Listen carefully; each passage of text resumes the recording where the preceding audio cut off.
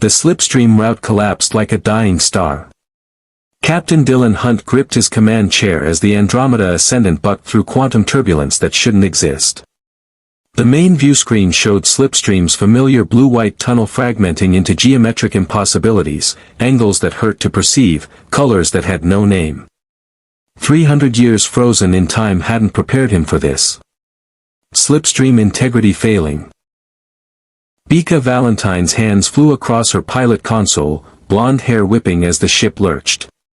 The route's eating itself. I've never seen topology collapse like this. Rami, analysis. Dylan snapped. The ship's holographic avatar materialized beside his chair, her expression tight with concentration.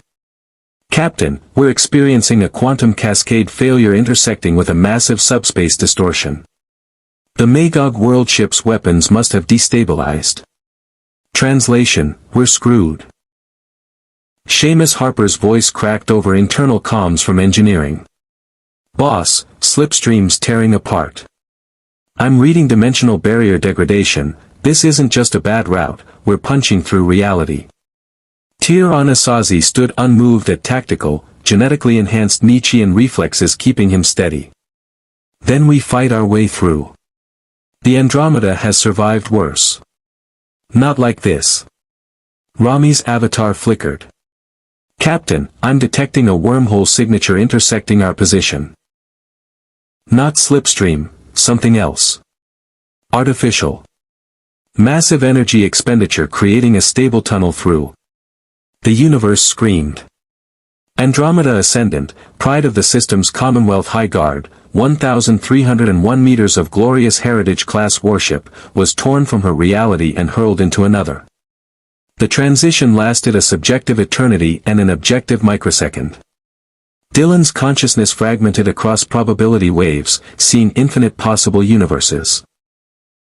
Then snapped back into singular existence with violent finality. Damage reports, he was shouting, not remembering when he'd started.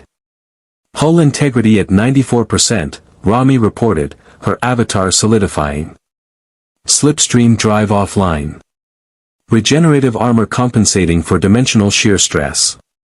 We're holding together, but Dylan, her voice, his ship's voice, carried an emotion he rarely heard from her. Uncertainty. I don't know where we are.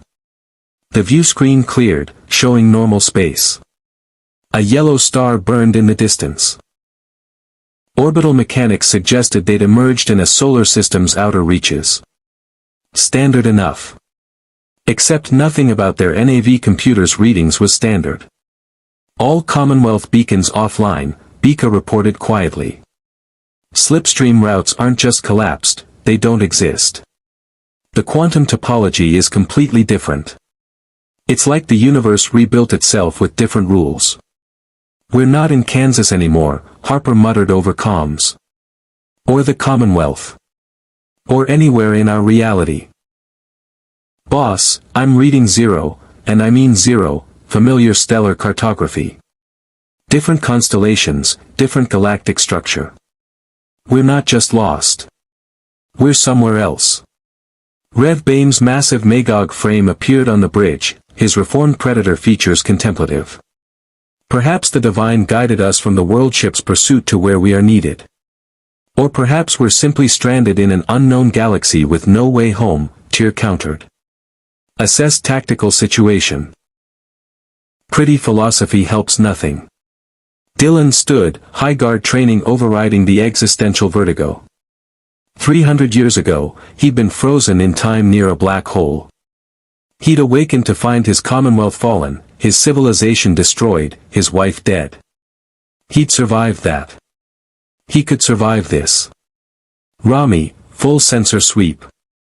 Bika, bring us to combat alert status but don't charge weapons. Harper, I need slipstream diagnostics yesterday. Tyr, tactical analysis of this system. Rev, get Trans to the bridge. If her precognitive abilities can tell us anything about where we are, now's the time. Captain, Rami's avatar turned, her expression shifting to alert. I'm detecting artificial satellites in orbit around the third planet. Primitive by Commonwealth standards but definitely spacefaring civilization. Radio transmissions, multiple languages, primarily originating from a single planet. And Dylan, I'm picking up weapon signatures. Combat in orbit. Multiple vessels exchanging fire. The view screen shifted, magnifying the inner system. The third planet, water blue, cloud white, unmistakably habitable, hung in space surrounded by a debris field of what looked like destroyed spacecraft. Two vessels circled in a deadly dance, energy weapons flashing between them. Analysis of those ships? Dylan asked. Tyr's fingers moved across tactical displays. The larger vessel shows pyramid configuration, approximately 600 meters, energy weapons, and what appear to be launched fighter craft. Design philosophy suggests intimidation over efficiency. The smaller craft is more streamlined, less than 100 meters, taking heavy damage. Outmatched but fighting with determination. Life signs? Hundreds on the pyramid ship. Perhaps a dozen on the smaller vessel. Captain, the smaller ship's signature matches some of those satellites. They're defending their homeworld. Dylan watched the smaller ship take another hit, atmosphere venting from a hull breach. A warrior's death, buying time for the planet below. He'd seen it too many times in the Commonwealth's final days. The larger vessel is charging weapons, Rami reported. Target, the smaller ship. They're going for a killing blow. 300 years of being frozen in time. Waking to a fallen Commonwealth. Months spent gathering a crew and beginning the impossible mission to restore civilization to the known worlds. And now, thrown into an unknown galaxy, Dylan Hunt faced a simple choice. Watch strangers die, or reveal the Andromeda Ascendant to whatever political situation they'd stumbled into. Bika, intercept course. Rami, open a channel to both vessels, all frequencies, all languages. Let's see if someone speaks something we can translate. Dylan settled back into his command chair, feeling its familiar contours. The High Guard didn't abandon those fighting for their homes. Commonwealth or not, some principles transcended universes. And charged the AP cannons. If they want to fight, let's show them what a real warship looks like. The Andromeda Ascendant's engines flared brilliant blue, and the most advanced warship of a fallen civilization accelerated toward a conflict in a galaxy that had no idea what had just arrived. On the third planet, a world called Earth, deep space sensors registered an impossible contact. In a mountain complex in Colorado Springs, alarms began to sound. General George Hammond looked at the tactical display and felt his blood run cold. An unknown vessel, massive beyond anything they'd encountered, was entering Earth's orbit at speeds that should be impossible. And it was heading straight for the Goa'uld Hatak, attacking their damaged cargo ship. Get me SG-1, Hammond ordered. Now. The Cheyenne Mountain Complex's alarm system hadn't been designed for existential dread, but it was giving it a solid effort. Red lights pulsed through the SGC's control room as technicians scrambled across stations, voices overlapping in controlled urgency that threatened to tip into panic. General George Hammond stood before the tactical display, decades of military experience keeping his expression neutral while his mind raced through increasingly unpleasant scenarios.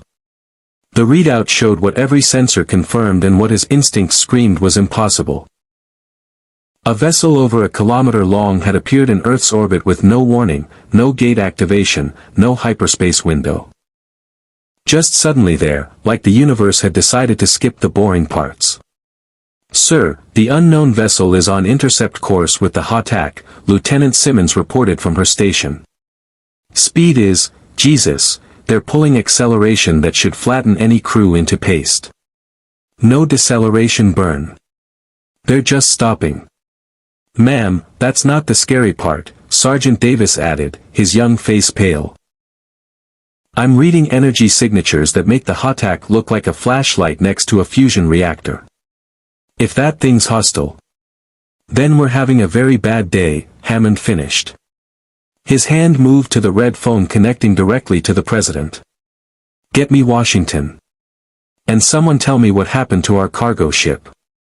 The Al-Kesh escort was destroyed 12 minutes ago, sir. Cargo ship took critical damage but managed to retreat behind the moon. The Hatak was moving in for the kill when the unknown appeared. Major Paul Davis, no relation to Sergeant Davis, which caused endless confusion, strode onto the control level, tablet in hand and expression grim. Sir, we need to assume this is Goa'uld. New System Lord, new technology, testing our defenses. That's not Goa'uld design. The voice came from the gate room entrance, where SG-1 was arriving at a tactical jog, still in BDUs from their training exercise. Colonel Jack O'Neill's graying hair was sweat-dampened, but his dark eyes were sharp as they fixed on the tactical display. Holy Hannah, that's big. Observant as always, Colonel. Major Samantha Carter moved past him to the nearest console, her astrophysicist brain already processing data faster than the computers. General, permission to access deep space telemetry. Granted. Someone tell me what I'm looking at. Carter's fingers flew across the keyboard. Displacement suggests over 1 million tons. Energy readings are off the scale, their power generation makes an Aquata reactor look like a car battery. Hull composition is. I'm not even sure. It's not Aquata based. Something else. Something we've never seen. Indeed. TLC stood with Jaffa warrior stillness, but his symbiote pouch visibly tensed, a tell Hammond had learned meant the big guy was genuinely concerned. The Hatak is hailing them. The communications officer patched through the transmission, and the bridge of the Goa'uld vessel filled the SGC's main screen. A System Lord's first prime stood before the transmission pickup, armored, tattooed, and radiating the arrogance of someone who'd spent centuries enforcing divine authority. Unknown vessel, you have entered the domain of the great god Khepri, Lord of the Morning Sun, Master of Transformation. Identify yourselves and submit to his divine will, or be destroyed. Hammond watched O'Neill's expression shift through several levels of sarcasm before settling on professionally unimpressed. Khepri. Let me guess, scarab beetle themed. These guys really need new material. Minor System Lord, TLC supplied. Ambitious but lacking the forces to challenge the major powers. He preys on isolated worlds and Earth supply lines. And he's about to learn a very important lesson about biting off more than he can chew, Carter murmured, eyes widening at her readouts. Sir, the unknown vessel is responding. Audio only, multiple frequency bands, they're trying to find something we can translate. Static filled the control room, fragments of language skipping across the spectrum. Then, cutting through the interference, a voice, male, confident, carrying the tone of someone accustomed to command. This is Captain Dylan Hunt of the Andromeda Ascendant, High Guard vessel of the system's Commonwealth. To the pyramid-configured ship attacking the smaller vessel. Stand down immediately and withdraw from combat. We are responding to a distress situation and will interpret continued aggression as hostile intent. Silence fell across the SGC control room. Commonwealth? Daniel frowned. I've never found references to any system's Commonwealth in any ancient, Goa'uld, or Asgard databases. That's completely unknown. High Guard suggests military, Carter said.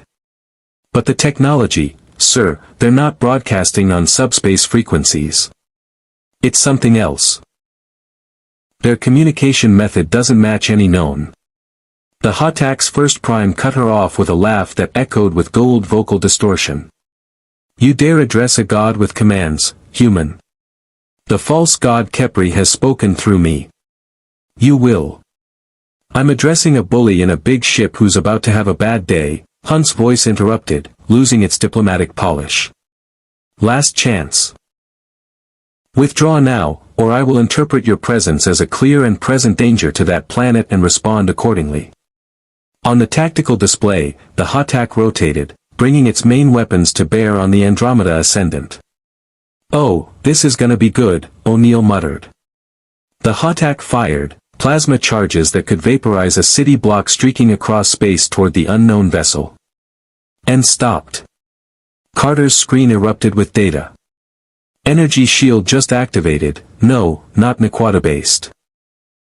It's some kind of coherent gravity field deflecting the plasma before it even reaches the hull. The efficiency is impossible. We'd need a ZPM to generate that kind of. The Andromeda Ascendant returned fire. Streams of superheated antiproton particles, weapons that Commonwealth engineers had perfected over millennia, lanced across the void. The HOTAX shields, designed to withstand staff weapon fire and basic plasma charges, encountered directed antimatter traveling at relativistic speeds. They lasted approximately 1.3 seconds. The AP cannon fire punched through shields, through the pyramid ship's reinforced hull, through interior bulkheads, and out the opposite side in a display of overwhelming technological superiority that made Hammond's stomach drop. "Mother of God," someone whispered. The HOTAC listed, atmosphere venting from dozens of hull breaches, internal explosions rippling through its structure. Secondary systems failed in cascades. It wasn't destroyed. But it was thoroughly, comprehensively neutralized as a threat. "Kepri's vessel is retreating, sir," Simmons reported unnecessarily. Everyone could see the HOTAC limping away on emergency thrusters, its hyperspace engines sparking and failing. They're running. "Can't blame them," O'Neill said quietly. "I'd run too." Hunt's voice returned, now directed toward Earth. "Attention, planet designate 3.7 astronomical units from primary star. This is Captain Dylan Hunt of the Andromeda Ascendant. We detected your vessel under attack and responded. We mean you no harm. We are lost. Our navigation systems do not recognize this region of space. We request diplomatic contact to establish our situation and render assistance to your damaged ship." Hammond looked at his senior team. Carter looked stunned. Daniel looked fascinated. TLC looked deeply concerned.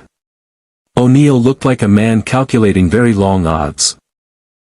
"Sir," O'Neill said slowly, "that ship just swatted a HOTAC like it was nothing. If they're hostile." "Then we were already dead the moment they arrived," Hammond interrupted. "But they're asking for contact, not making demands." "Colonel, opinions?" "My opinion is that we're way out of our depth and should probably call the Asgard. But since Thor's busy with his own problems," O'Neill gestured to the screen. "We talk. Carefully. Very carefully. Because that thing could glass the planet if it wanted to. Major Carter, prepare a response. Standard first contact protocols but assume they're significantly more advanced than us." Hammond straightened his shoulders, feeling every one of his years. "And get me every piece of data we have on that ship's capabilities. If we're about to invite them to tea, I want to know if they can actually follow through on those implicit threats." Carter was already typing. "Sir, preparing response now." "But General, their power signatures are still climbing. Whatever that ship is, whatever this Commonwealth is, they're not just more advanced than the Goa'uld. They might be more advanced than the Ancients." "Indeed," TLC rumbled. "The question becomes, why are they here? And more importantly, what do they want?" Hammond watched the enormous vessel on the display, a sleek predator hanging in Earth's orbit, and wondered if humanity had just been saved or simply acquired a more sophisticated threat. Only one way to find out.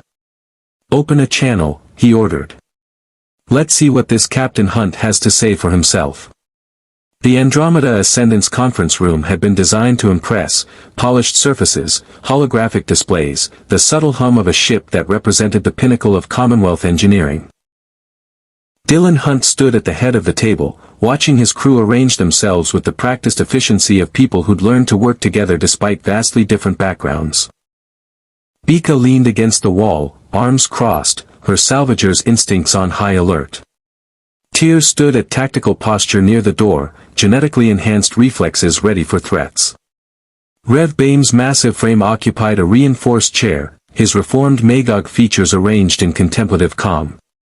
Harper fidgeted with a datapad, nervous energy radiating from the engineer.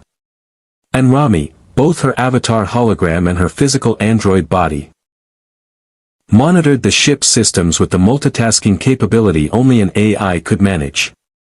Okay, so to summarize, Harper said, breaking the silence, we're in a completely different universe. These Goa'uld things are parasitic snake aliens pretending to be gods by stealing human mythological identities. They've enslaved most of the galaxy for thousands of years, and the planet we just saved, Earth, is basically the Commonwealth's Tarn Vidra, except without the Commonwealth and with a lot more false gods trying to kill everyone. An oversimplification, but essentially accurate, Rami confirmed. The transmissions I've intercepted suggest a far more complex political situation. Multiple Goa'uld factions constantly warring, an underground resistance movement of symbiotes called the Tok'ra, a rebellion among the human warrior caste called Jaffa, and an alliance with an advanced species called the Asgard who are currently occupied with their own crisis. Sounds familiar, Bika muttered. Chaos, warfare, civilization on the brink. Just like home. Except we can't get home, Tyr stated flatly. Captain, we need to address strategic realities. We are a single ship in an unknown galaxy with no support, no resupply beyond what we can manufacture, and now every faction with sensors knows we exist. That Hatak we damaged will report to its System Lord. Word will spread. Dylan nodded slowly. I'm aware, Tyr. But we're not going to solve our situation by hiding. These people, this Earth, are fighting the same fight the Commonwealth fought. Tyranny. Slavery.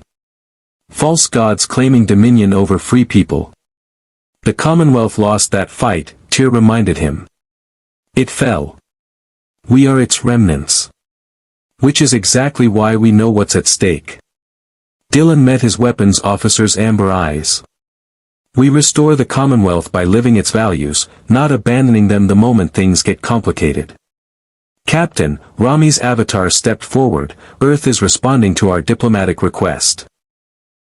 They're inviting us to send a delegation to a facility called Stargate Command in Colorado Springs, North America. They're transmitting coordinates and requesting we use, she paused, processing, ring transporters similar to Goa'uld technology. They seem surprised we have them. Because we don't, Harper said. Our teleportation systems are way more advanced than whatever these ring things are. Should I tell them that? No, Dylan said immediately. We don't reveal capabilities until we understand the political situation better. Rami, do we have the technical specs to interface with their transporter pads? Already calculated. I can adapt our systems. However, Dylan, they're requesting you specifically, plus 2 additional crew members. They're limiting delegation size, probably security protocol. Standard first contact caution, Bika observed. Can't blame them. We did just vaporize a significant portion of that pyramid ship. Disabled, not vaporized, Dylan corrected. And only because they wouldn't stand down. Rev, thoughts? Your diplomatic experience might be valuable here. The Magog priest's mandibles moved in what passed for a thoughtful expression among his species. The divine moves in mysterious ways, Captain. Perhaps we were brought here not by accident but by design. These people fight against beings who claim godhood falsely. They may need what we can offer.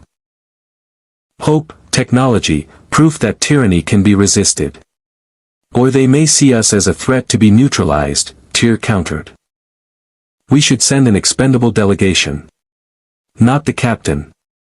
High Guard protocol requires command presence in first contact situations, Dylan said. I'm going. Bika, you're with me. Your experience dealing with salvagers and questionable characters across the known worlds might help navigate whatever political situation we're walking into. And Tyr, you're coming too. The Nietzschean's eyebrow ridge rose. Trusting me with first contact. How flattering. I'm trusting you to keep us alive if this goes sideways. Your combat instincts and tactical analysis are unmatched. Dylan turned to his engineer. Harper, you have the ship. Rami will assist, but I need you monitoring everything. If something feels wrong, if anyone makes a move toward Andromeda, you get us out of there and retreat to a safe distance. Boss, I'm an engineer, not a... You're a genius who's kept this ship running through impossible situations, Dylan interrupted gently. I trust you, Seamus. Keep our home safe. Harper swallowed hard, nodded. Rami, maintain full sensor sweeps. Monitor all transmissions. If there are other factions listening, and there will be, I want to know about them before they become problems. Understood, Captain. Her avatar smiled slightly. Try not to start an intergalactic incident. That's the plan. Dylan straightened his high guard uniform. The dark, formal dress uniform he'd worn 300 years ago, before time had stolen everything he'd known. The gold Commonwealth insignia caught the light. Let's go meet our new neighbors. The ring transporter deposited them in a gray concrete room that screamed military installation. Dylan's first impression was utilitarian efficiency, no artistic flourishes, no aesthetic considerations beyond function. Very different from Commonwealth architecture but recognizable in its purpose. Armed personnel lined the walls, weapons at ready but not pointed. Professional. Disciplined. An older man in Air Force blues stepped forward, his bearing suggesting command authority despite the lack of overt displays. Behind him stood four others, a gray-haired colonel with sharp, assessing eyes, a blonde woman in military uniform whose intelligent gaze immediately fixed on Dylan with scientific curiosity, a younger man in civilian clothes carrying an almost comical number of books under one arm. And a large, dark-skinned man with a gold emblem on his forehead whose stillness reminded Dylan of Tyr's predatory calm. Captain Hunt, I presume, the older man said, extending a hand. General George Hammond, commanding officer of Stargate Command. Welcome to Earth. Dylan shook the offered hand, noting the firm grip and direct eye contact. This was a man who'd seen combat, made hard decisions, carried the weight of command. Someone he could respect. General Hammond. Thank you for receiving us. This is Bika Valentine, my executive officer, and Tyr Anasazi, tactical officer. Hammond nodded to them both, then gestured to his team. Colonel Jack O'Neill, commander of SG-1, our flagship field team. Major Samantha Carter, astrophysicist and second in command. Dr. Daniel Jackson, archaeologist and linguist. And TLC, Jaffa warrior and member of SG-1.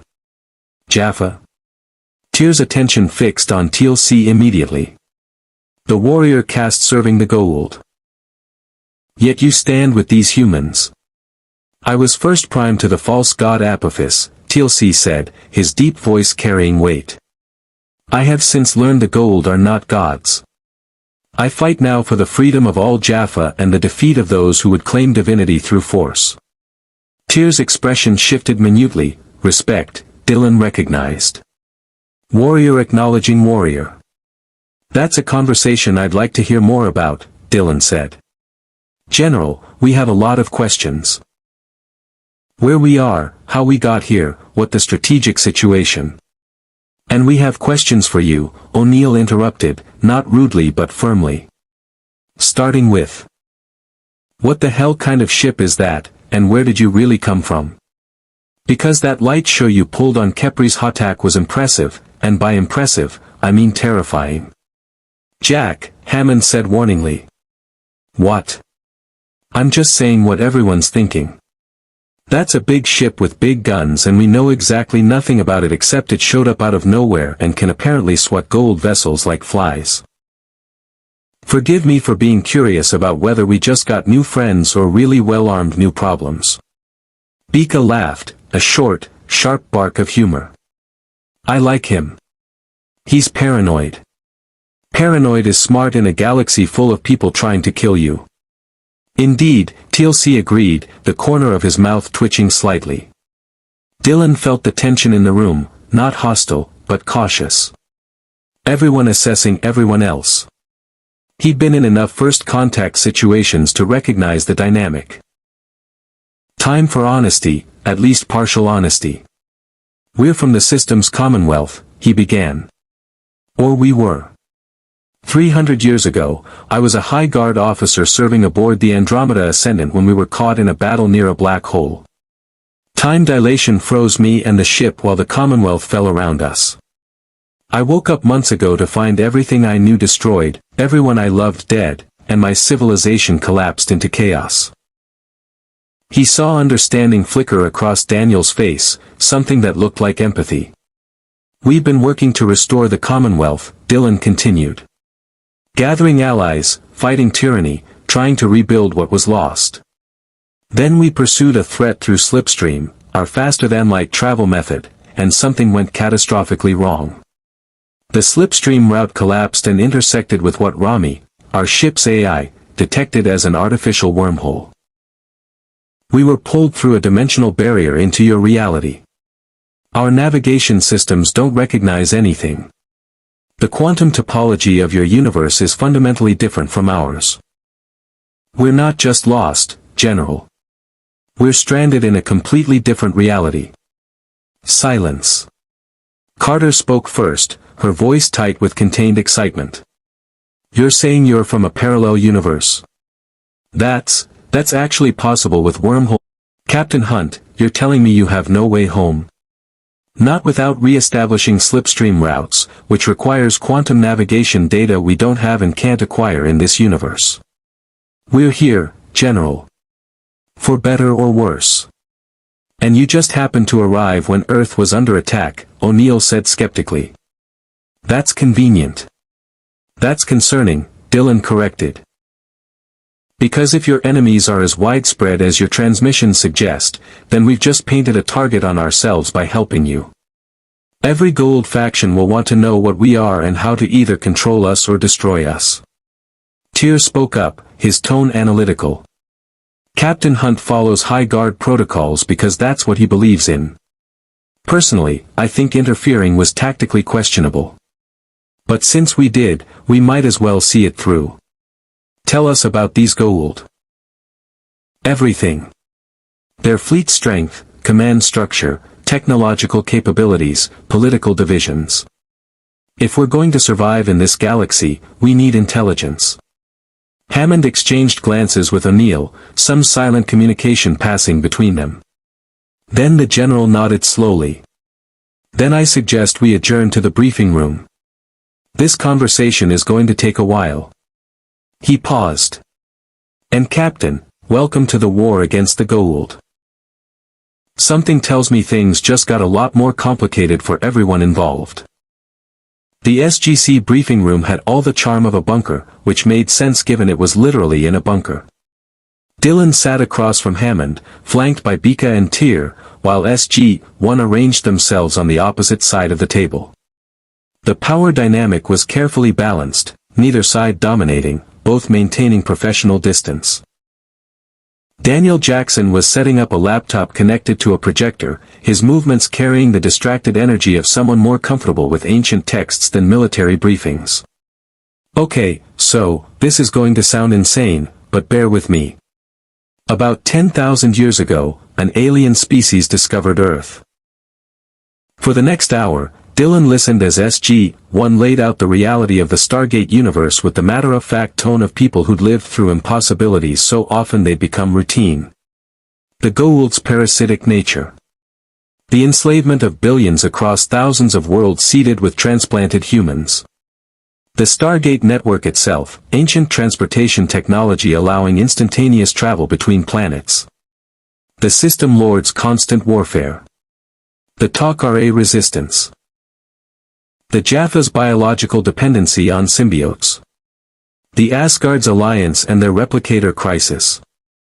Earth's desperate fight for survival using stolen and reverse-engineered alien technology.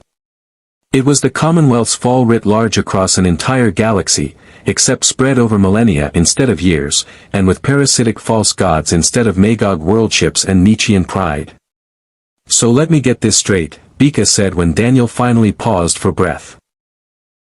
These Goa'uld snakes crawl into people's heads, take complete control, and then play dress-up as gods from Earth's mythologies because they're too lazy to develop their own cultural identities.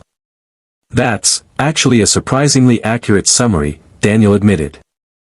And the Jaffa, no offense, she nodded to TLC, carry baby snakes in pouches that keep them healthy but also make them dependent on their gods for survival. A biological leash, Tyr observed, his tactical mind clearly cataloging the information. Elegant from a control standpoint. Create a warrior caste that physically requires you to survive. The Nietzschean breeding programs attempted similar genetic dependencies, though less successfully. You have experience with genetic engineering? Carter leaned forward, scientific curiosity overriding caution. The Nietzschean people are the result of centuries of directed genetic enhancement, Tyr said with evident pride. Strength, speed, durability, intellect, all optimized beyond baseline human parameters. We are what humanity becomes when it embraces its potential rather than limiting it through false egalitarianism. And modest too, O'Neill muttered. Modesty is a virtue for the weak, Tyr replied without heat. I simply acknowledge reality. Dylan cut in before the philosophical debate could spiral. General Hammond, this Stargate network, how many worlds are we talking about? Thousands in this galaxy alone, Hammond replied. The ancients, the species who built the Stargates, seeded them across the Milky Way over 50 million years ago. We've barely explored a fraction of them. Most are controlled by the Goa'uld or abandoned entirely. And you travel through these gates how exactly? Bika asked. Daniel's eyes lit up behind his glasses. Okay, so the Stargate creates a stable wormhole by locking onto 7-point coordinates based on constellations relative to the gate's position. You dial an address, the wormhole forms, and you step through and are instantly transmitted to the destination gate. The trip is one way per wormhole establishment, takes about 4 seconds subjectively, and the maximum duration is 38 minutes before the wormhole collapses. Dylan exchanged glances with Bika. In Commonwealth terms, this was revolutionary technology, instant point-to-point travel without slipstream navigation, without pilot dependency, without route mapping. Crude compared to slipstream in some ways, but the sheer reliability and energy efficiency were stunning. We need to see this, Dylan said. If we're going to understand the strategic situation, we need to understand the primary means of transportation and combat deployment. Actually, we were hoping you might join us on a mission, O'Neill said casually. Too casually.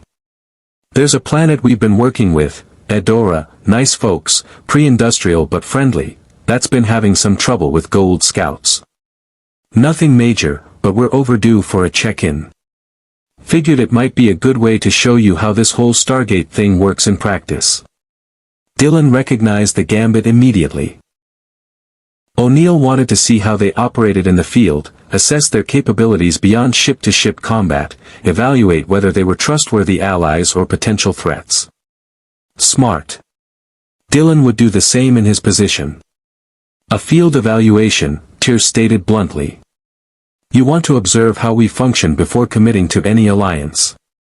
We prefer to think of it as getting to know each other better, Hammond said diplomatically. But yes, Captain Hunt, Colonel O'Neill's suggestion serves multiple purposes. You'd see how we operate, we'd see how you operate, and a genuine mission provides better assessment than any amount of conference room discussion. Plus, O'Neill added, if Kepri's people are talking, and they will be, then every system lord with delusions of grandeur is going to be planning how to either recruit you or destroy you. Better you understand what you're facing before someone like Baal or you decides to make a move. Baal and you. Bika raised an eyebrow. These are actual names. The Goa'uld lack imagination, TLC rumbled. They steal identities from conquered cultures and wear them like trophies. Baal was a Canaanite deity. Yu is among the eldest system lords, claiming the identity of the Chinese Jade Emperor. Both are cunning, powerful, and will view the Andromeda Ascendant as either a weapon to acquire or a threat to eliminate. Dylan stood, pacing to the window that looked down on the Stargate itself, a massive ring covered in symbols, currently inactive but radiating a sense of ancient purpose. Commonwealth ruins had that same feeling, that weight of vanished civilizations leaving their mark on the universe. Captain Hunt has something of a savior complex, Tyr said into the silence, addressing Hammond directly. He will agree to this mission because he cannot help himself. He sees people in need and intervenes, regardless of tactical considerations or personal safety. It is simultaneously his greatest strength and most exploitable weakness. Tyr. Am I wrong? The Nietzschean met Dylan's eyes. You froze yourself in time fighting to save the Commonwealth. You woke up and immediately began trying to restore it despite impossible odds. You helped these people the moment you saw them under attack, without knowing anything about the political situation. You will join this mission because that is who you are, and everyone in this room knows it. Silence stretched. Then Bika laughed, shaking her head.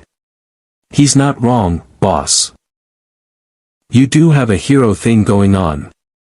Dylan sighed. The High Guard exists to protect the innocent and uphold the Commonwealth's values. Even in a universe that never knew the Commonwealth existed, those values matter. General Hammond will join your mission to Adora. But I want to be clear about our capabilities and limitations. He turned back to the table, command voice engaging. The Andromeda Ascendant is the most advanced warship of our civilization, but we're alone.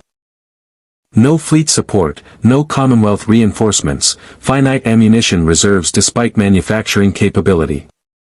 We can fight very effectively, but we can't win a war against an entire galactic empire by ourselves. If we're going to survive in this galaxy, we need allies. Real allies, not temporary convenience partnerships. That's what we're evaluating, Hammond said. Whether we can be those allies. Whether you can be trusted with the gate addresses of Earth's allied worlds, with the security protocols that keep this planet safe, with the intelligence that could be devastating if it fell into Goa'uld hands. A reasonable concern, Dylan acknowledged. The question you're really asking is, are we the Commonwealth we claim to be, or are we just another faction looking for advantage in someone else's war? Something like that, O'Neill agreed. Then I'll answer with actions rather than words. When do we leave for Adora? Hammond checked his watch. SG-1 can be ready in 2 hours. I assume you'll need time to prepare and inform your crew. Rami will coordinate with your technical staff on maintaining position in orbit. Harper can handle ship operations during our absence. We'll need basic briefing materials on Adora's culture and recent history. Dylan looked at Tyr and Bika. Standard first contact protocols. We observe, we assist if needed, we don't impose Commonwealth values on pre-industrial cultures. The prime directive approach, Daniel said, brightening. You have similar protocols in your Commonwealth? Any civilization that spreads across multiple worlds learns quickly that cultural contamination destroys as surely as weapons, Dylan replied.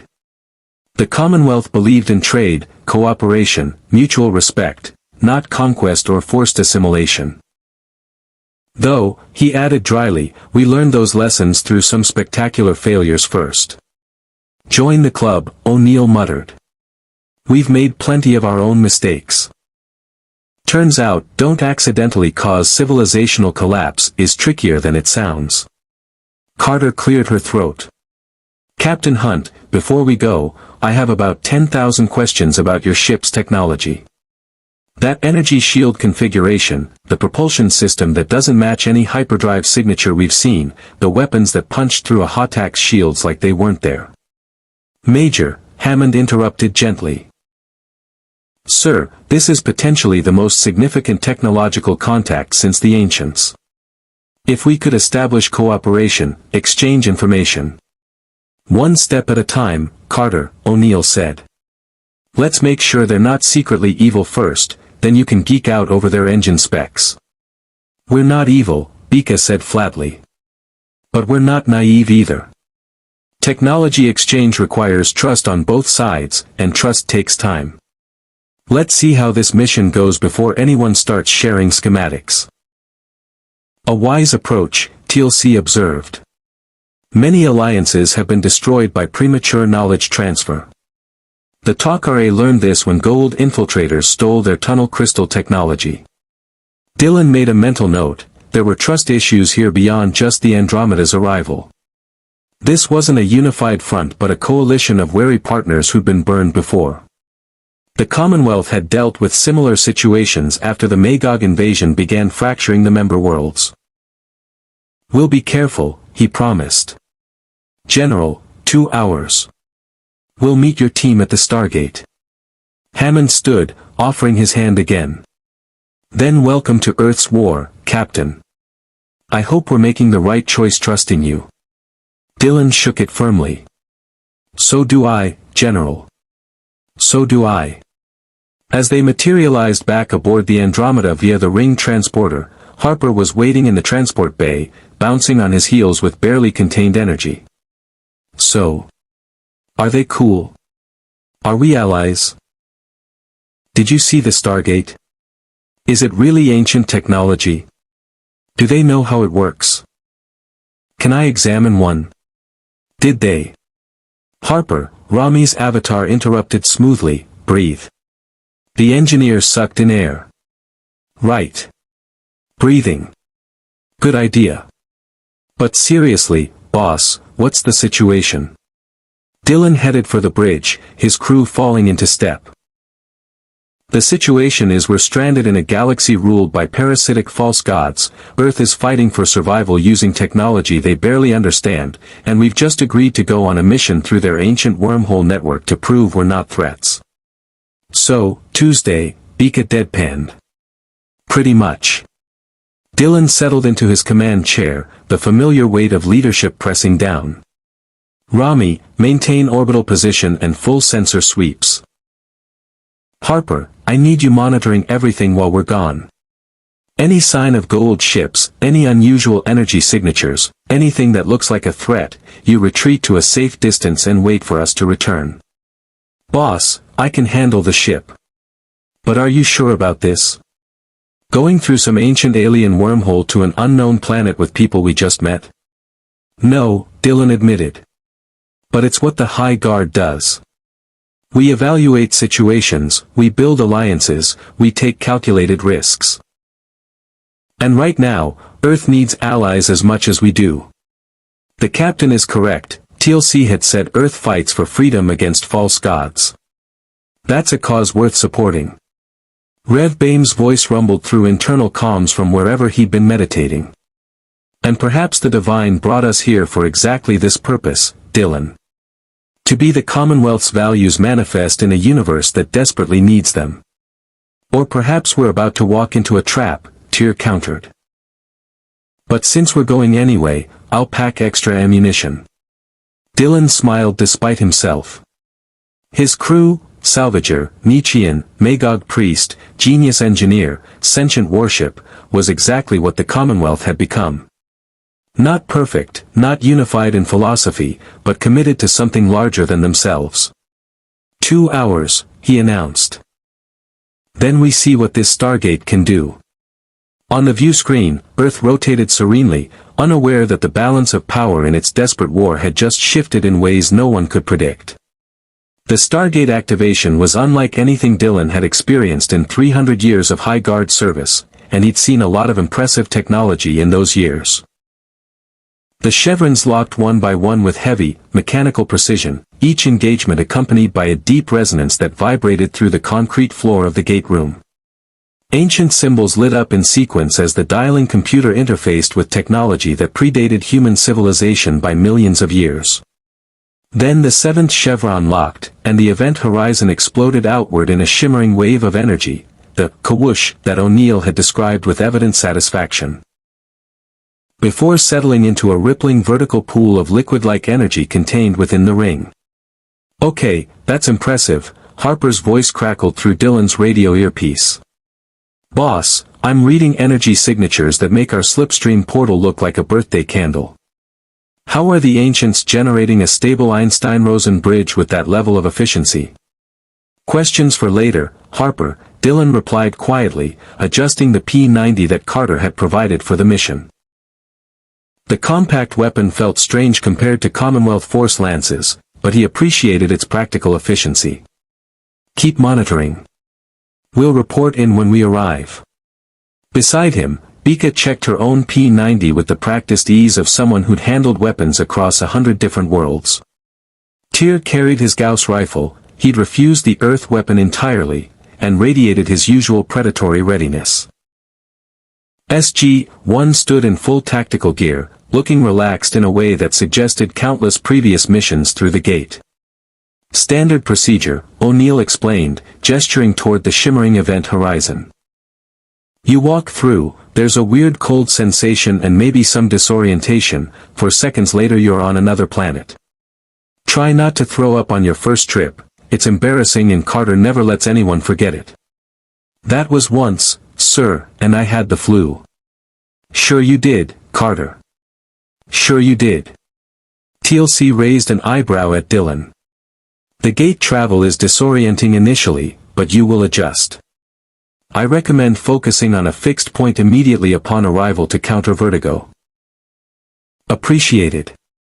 Dylan glanced at Hammond, who stood in the control room overlooking the gate. The general gave a small nod, permission, acknowledgement, and warning all in one gesture. SG-1, you have a go, Hammond's voice came through the speakers. Captain Hunt, welcome to the Stargate program. Try not to break anything. O'Neill grinned. No promises, sir. All right kids, let's go say hi to the nice pre-industrial folks and make sure no Goa'uld are bothering them. Standard first contact. Daniel does the talking, Carter does the scanning, TLC and I do the intimidating, and our new friends do whatever Commonwealth people do on away missions. We try not to start intergalactic incidents, Bika said sweetly. Yeah, we'll see how long that lasts. O'Neill stepped toward the gate, pausing at the event horizon. Oh, and Captain. The first time's always weird. Don't fight it. He stepped through and vanished into the rippling energy. Carter followed immediately, then Daniel with his pack of archaeological equipment. TLC gestured for Dylan to proceed, warrior courtesy ensuring the guests went before the rear guard. Dylan took a breath, thought briefly about how thoroughly bizarre his life had become, and walked into the Stargate. Cold. That was his first impression. A bone-deep cold that had nothing to do with temperature and everything to do with being disassembled at the molecular level, transmitted through a wormhole as energy, and reassembled thousands of light-years away. The sensation lasted subjectively forever and objectively 4 seconds. Commonwealth slipstream was smooth by comparison, a gentle slide through quantum space. This was immediate, violent, efficient. He stumbled slightly emerging on the other side, caught himself and registered the completely alien landscape surrounding him. Not alien, that was the shock. Familiar. Trees, roughly analogous to earth pines. Grass under his boots. Blue sky with white clouds. A yellow sun hanging overhead.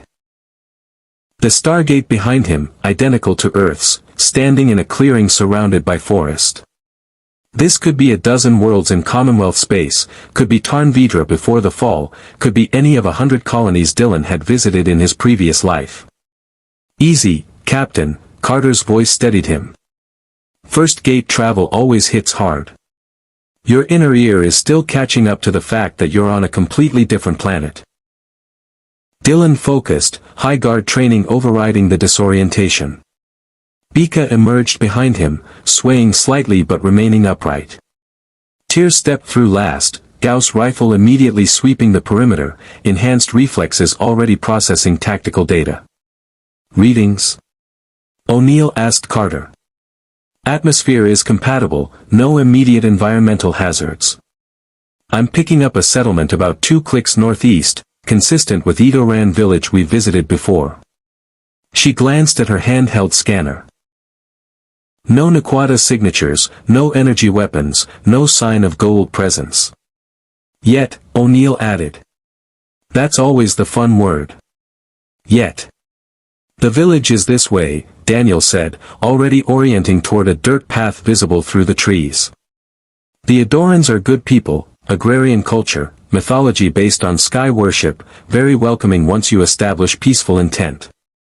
We've traded medical supplies for information about surrounding gates in the past. The walk through the forest gave Dylan time to process. This was what the Commonwealth had done for millennia, exploring new worlds, meeting new cultures, building networks of trade and cooperation. The Stargate made it instantaneous rather than requiring ships, but the fundamental principle remained the same.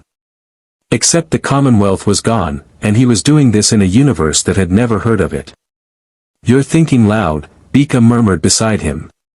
"Just remembering. The High Guard used to do this on hundreds of worlds.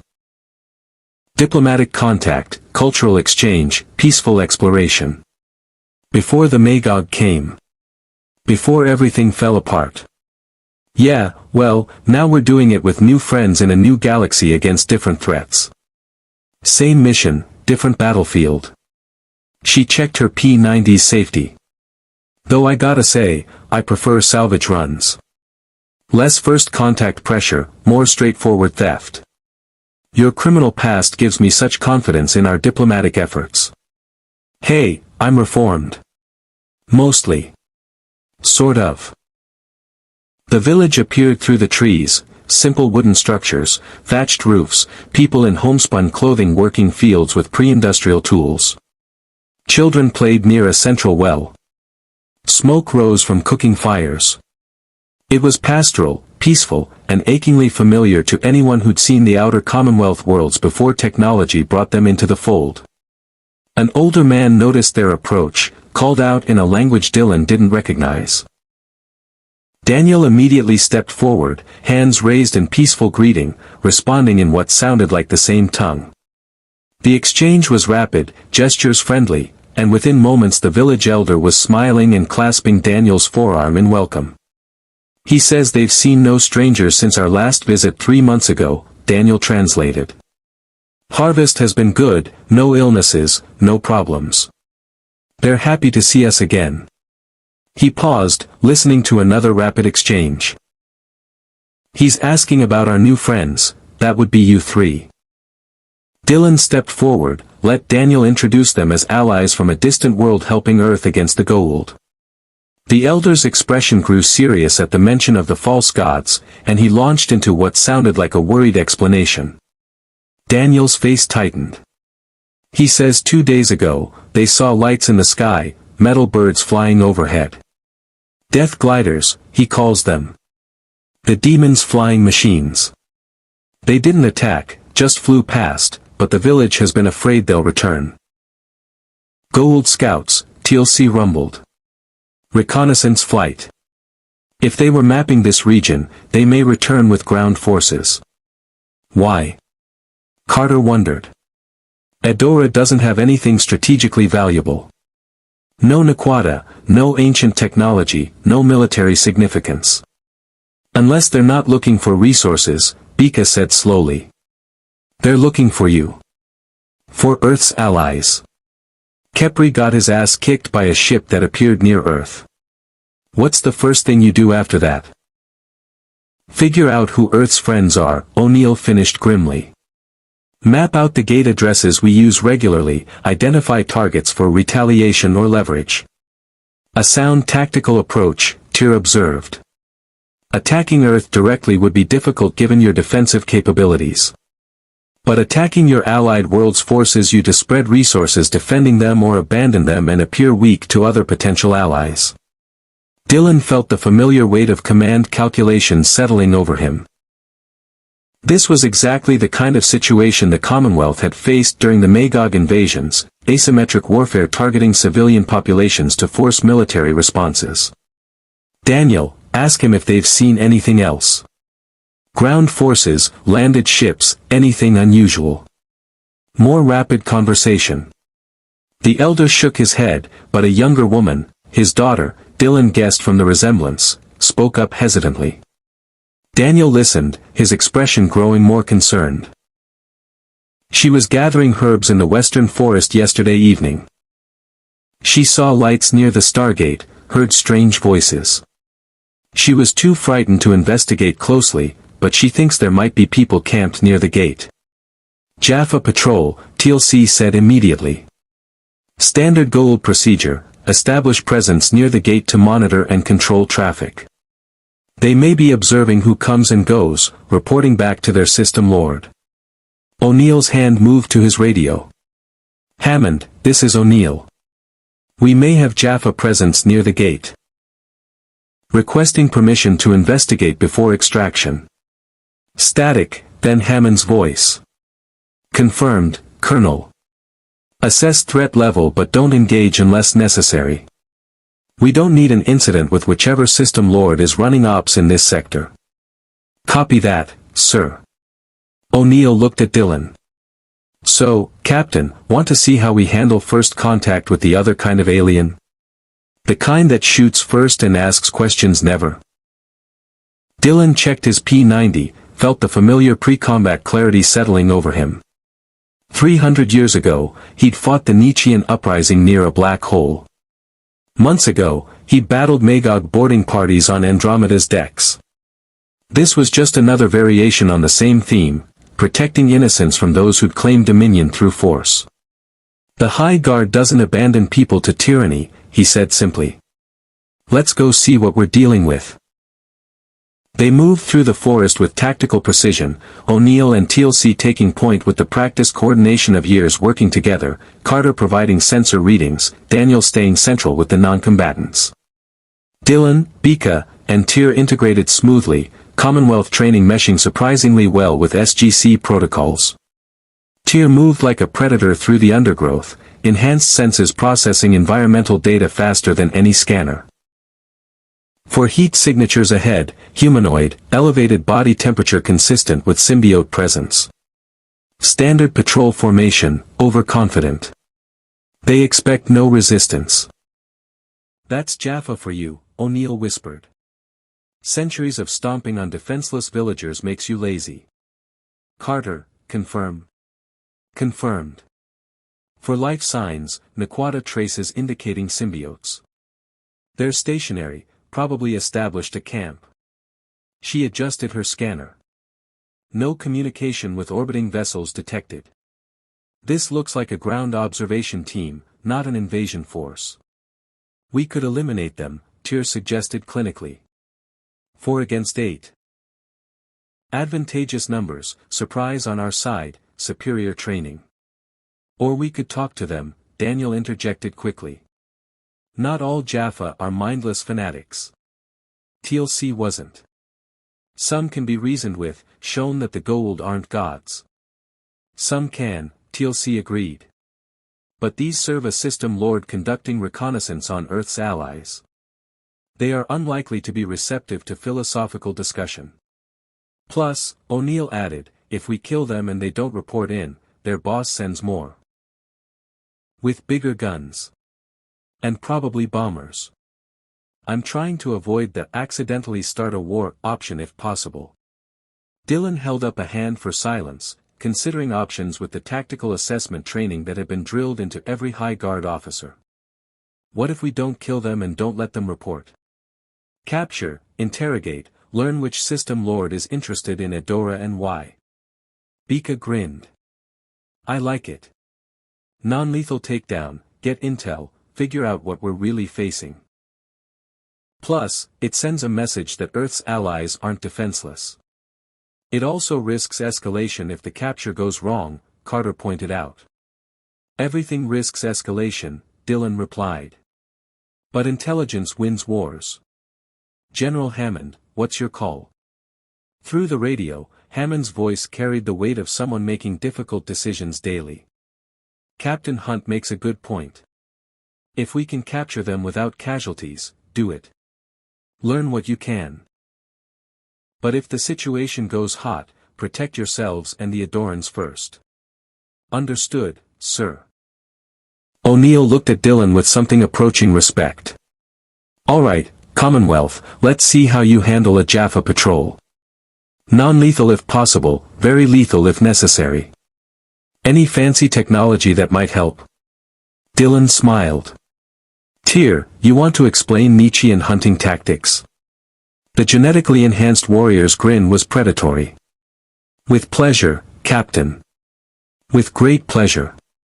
The Jaffa patrol never had a chance.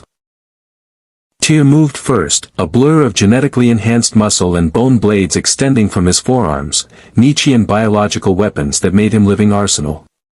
He hit the first Jaffa from behind, blade pressed against the warrior's throat before the man could even reach for his staff weapon. The second Jaffa spun, training overriding surprise, but Bika had already fired, a stun blast from the Zat gun O'Neill had lent her, the Goa'uld weapon's blue energy dropping the warrior instantly. The third Jaffa managed to raise his staff weapon, energy building at the tip, but Dylan was already inside his guard. High guard close combat training from 3 centuries ago translated perfectly: strike the weapon arm, redirect the energy blast harmlessly into the trees, follow with an elbow to the temple that sent the warrior crumpling. 4 seconds, start to finish. The fourth Jaffa proved smarter. He dove for cover behind a fallen log, staff weapon coming up in a defensive position, and his voice boomed through the forest clearing. Jaffa. Cree. That's a call for reinforcements, TLC said calmly, already moving. He vaulted the log with surprising agility for his size, caught the Jaffa's staff weapon mid-swing, and delivered a precise strike to the nerve cluster at the warrior's neck. The Jaffa collapsed without another sound. Silence fell over the clearing. The entire engagement had lasted perhaps 10 seconds. O'Neill lowered his P-90, looking between the unconscious Jaffa and the Andromeda crew with an expression somewhere between impressed and concerned. Okay, so, that was disturbingly efficient. Tyr, are those actual blades growing out of your arms? Nietzschean biological augmentation, Tyr replied, retracting the bone blades back into his forearms with a disturbing wet sound. Enhanced skeletal structure, accelerated healing, retractable offensive capabilities. Useful for close quarters combat. Useful. Right. That's one word for horrifying arm knives. O'Neill keyed his radio. Hammond, target secured. For Jaffa, all unconscious, no friendly casualties. Preparing for interrogation. Acknowledged, Colonel. Good work. Carter was already scanning the Jaffa with her handheld device. All 4 have symbiotes, vitals are stable. They'll be unconscious for maybe 10 minutes before the symbiotes accelerate their recovery. We should restrain them before they wake up. Daniel, check their equipment, O'Neill ordered. See if we can figure out who they're working for. While SG-1 secured the prisoners with zip ties, remarkably similar to Commonwealth restraints, Dylan noted, he examined the Jaffa camp. Simple but effective, 4 bedrolls, basic supplies, a communication device that looked like crystalline Goa'uld technology, and a data tablet displaying what appeared to be gate addresses and surveillance notes. Bika, can you interface with this? His first officer crouched beside the tablet, pulling a small tool kit from her vest. Goa'uld tech is crystalline matrix-based, right? Similar principles to some of the exotic systems we've salvaged. Give me a minute. Her fingers worked with practiced expertise, the tools of her trade as a salvager translating surprisingly well. Got it. This is a reconnaissance log. They've been here for 3 days, monitoring gate traffic, recording visitor patterns. She scrolled through the data, her expression darkening. Boss, they've logged every gate activation for the past 72 hours. Times, durations, estimated personnel counts. This isn't just watching Adora, this is intelligence gathering on Earth's entire allied network in this sector. Which System Lord? Dylan asked. Signature at the top of the file is, she squinted at the Goa'uld script, looks like a stylized B inside a circle.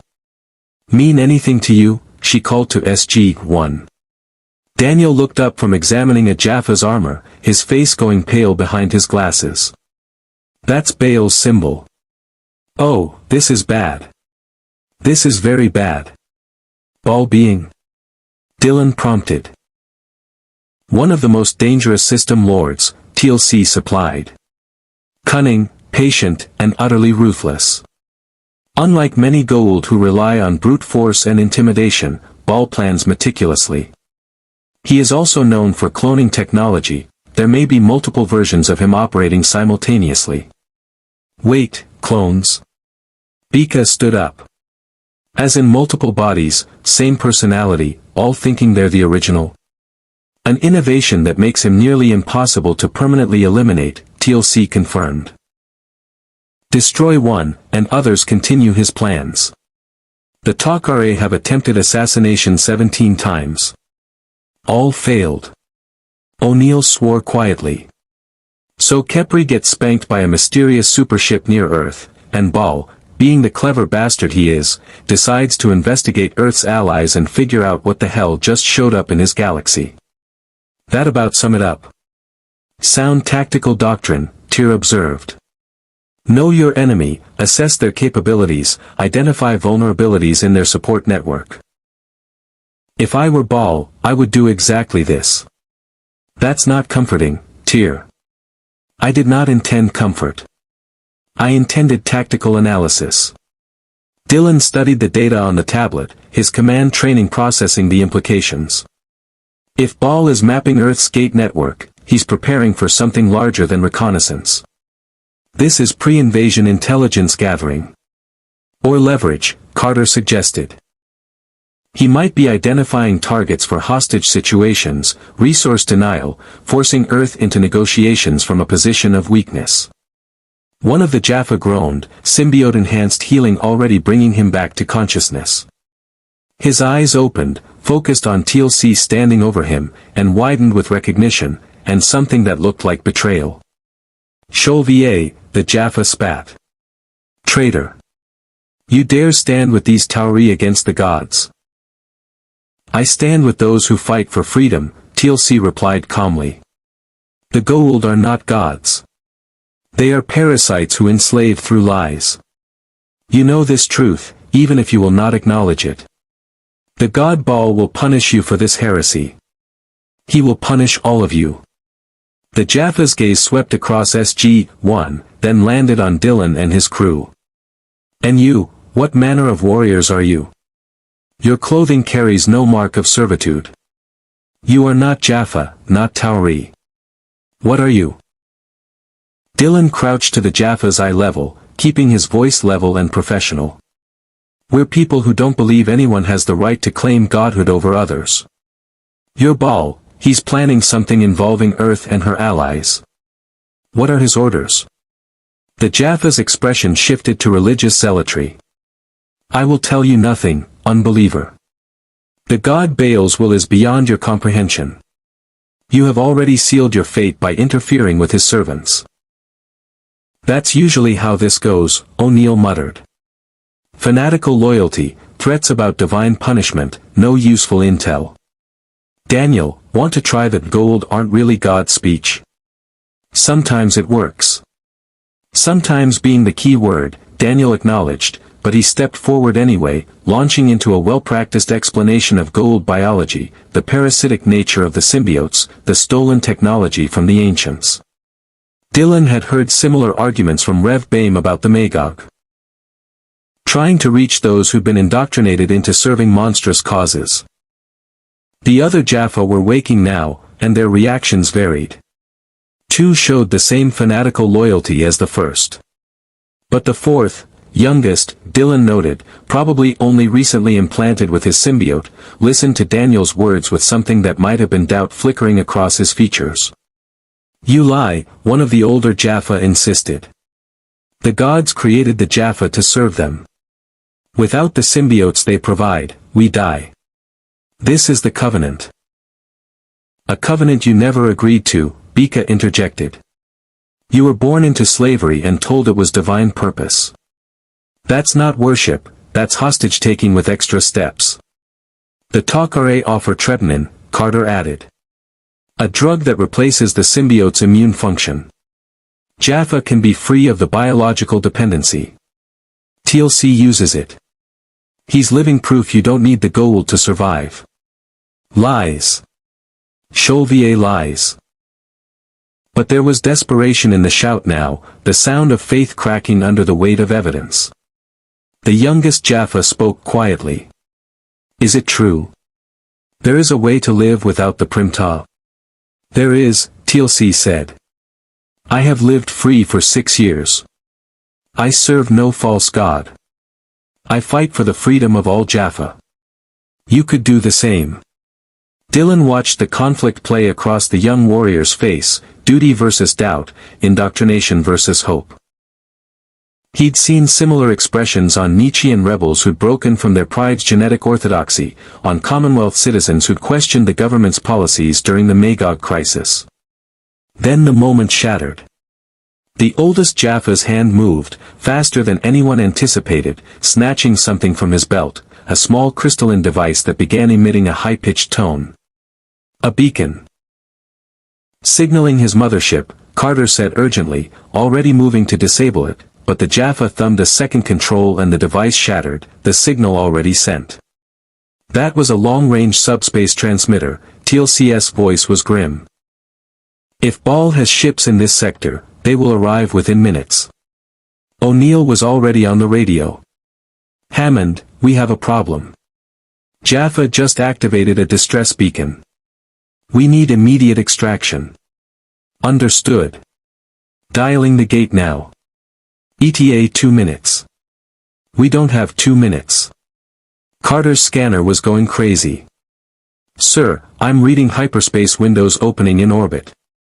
3 contacts, no, 4. Hatak signatures, all broadcasting Baal's insignia. Dylan felt the familiar pre-combat calm settle over him, the same clarity that had carried him through 100 high-guard engagements. Tyr, Bika, back to the gate. Double time. What about the villagers? Daniel asked urgently. If Baal's forces land here, then we evacuate them through the gate, Dylan decided. They can't stay here if this planet's about to become a battlefield. O'Neill, can Earth handle refugees? We'll make it work. Teal'c, take Daniel and start getting the Adorans moving toward the gate. Carter, you're with me. Captain Hunt, your call on the prisoners. Dylan looked at the 4 Jaffa. The 3 older ones radiated defiant hatred. The youngest stared at the ground, conflict still warring across his features. We take them, Dylan said. Intelligence value and because abandoning prisoners to their own forces is against high guard protocols. Even enemies? O'Neill asked. Especially enemies. You win wars by convincing the other side to stop fighting, not by proving you're as brutal as they are. Tyr made a disgusted sound but grabbed 2 of the Jaffa with his enhanced strength, hauling them upright. Sentimental foolishness, Captain. But I obey. They ran. Behind them, death gliders screamed through Adora's atmosphere, and the peaceful agrarian world became another casualty in the Goa'uld's endless appetite for dominion. The village was chaos, Daniel and Teal'c trying to organize panicked Adorans while overhead the death gliders circled like predators. The Stargate was already active, the event horizon shimmering as the gate room team at SGC held the connection open. Go. Everyone through. O'Neill was shouting, helping elderly villagers toward the gate while scanning the skies for threats. Dylan grabbed a child, couldn't be more than 6, terrified and crying, and carried him toward the gate. It's okay, you're safe, just don't look at the flying demons. Energy blasts ripped through the clearing. Staff weapon fire, but not from the gliders. Ground forces. Jaffa were emerging from the forest, dozens of them, moving in coordinated assault formation. Rings. Carter pointed at the telltale shimmer of Goa'uld ring transporters activating. They're beaming troops directly from the Hataks. Everyone through the gate now. O'Neill opened fire, his P-90 chattering as he provided covering fire. Teal'c had acquired a staff weapon from somewhere and was returning fire with devastating accuracy. Bika grabbed the village elder, physically shoving him toward the event horizon despite his protests about his home. Your home doesn't mean shit if you're dead. Move. Dylan sent the child through the Stargate with his mother, then turned back to assess the tactical situation. 50, maybe 60 Jaffa advancing in disciplined ranks. Death gliders providing air support. More ring transporters activating. This wasn't reconnaissance anymore. This was an invasion force. Harper. Dylan shouted into his radio. We have a significant hostile presence. Multiple capital ships in orbit. Can Andromeda provide support? Static, then Harper's voice, tight with stress. Boss, I've got 3 Hotaks and what looks like a command vessel, bigger than the others. All taking up positions. They're hailing us, demanding we surrender for immediate audience with Baal. I'm stalling, but if they start shooting. Do not engage unless they fire first, Dylan ordered. Maintain defensive posture. We're extracting through the gate. Copy that. Boss, be careful. This Baal guy seems really interested in you specifically. The Hales keep asking about the Commonwealth ship's commander. Of course they did. Baal was cunning, patient, and now extremely curious about the vessel that had humiliated one of his rivals. Dylan had just made himself a target for one of the most dangerous system lords in the galaxy. Consequences for another time. Right now, survival. The last of the Edoran villagers stumbled through the gate. SG-1 was falling back in good order, covering each other with the practiced coordination of years working together. The Jaffa advance was relentless, staff weapons lighting up the clearing with energy fire. Tyr, Bika, through the gate. Dylan ordered. Not before you, Captain, Tyr replied, his Gauss rifle punching through Jaffa armor with brutal efficiency. High guard protocols. Can go to hell. Move, Captain. Now. A staff blast caught Dylan's shoulder, spinning him. The impact crater in his uniform smoked, skin burned underneath, but adrenaline kept him moving. TLC grabbed his uninjured arm, hauled him toward the gate. Your Nietzschean is correct, Captain Hunt. Live to command another day. They tumbled through the event horizon together. 4 seconds of cold, of molecular disassembly and reassembly, and Dylan was back in the SGC gate room, SGC personnel rushing to help wounded, Edoran refugees huddled in confused terror, alarms blaring. Hammond's voice cut through the chaos. Close the iris. The titanium barrier slammed shut 3 micrometers from the event horizon. An instant later, something impacted from the other side, probably a staff blast or Jaffa attempting to follow. The iris held, and the gate shut down. Silence fell, broken only by heavy breathing and someone's pained groan. Dylan realized it was him. Medical teams to the gate room, Hammond ordered. Captain Hunt, welcome back. That looked intense. Dylan leaned against the ramp, shoulder burning, mind already processing the tactical implications. General, Baal knows about us now. Knows about the Andromeda, knows we're working with Earth. This just became significantly more complicated.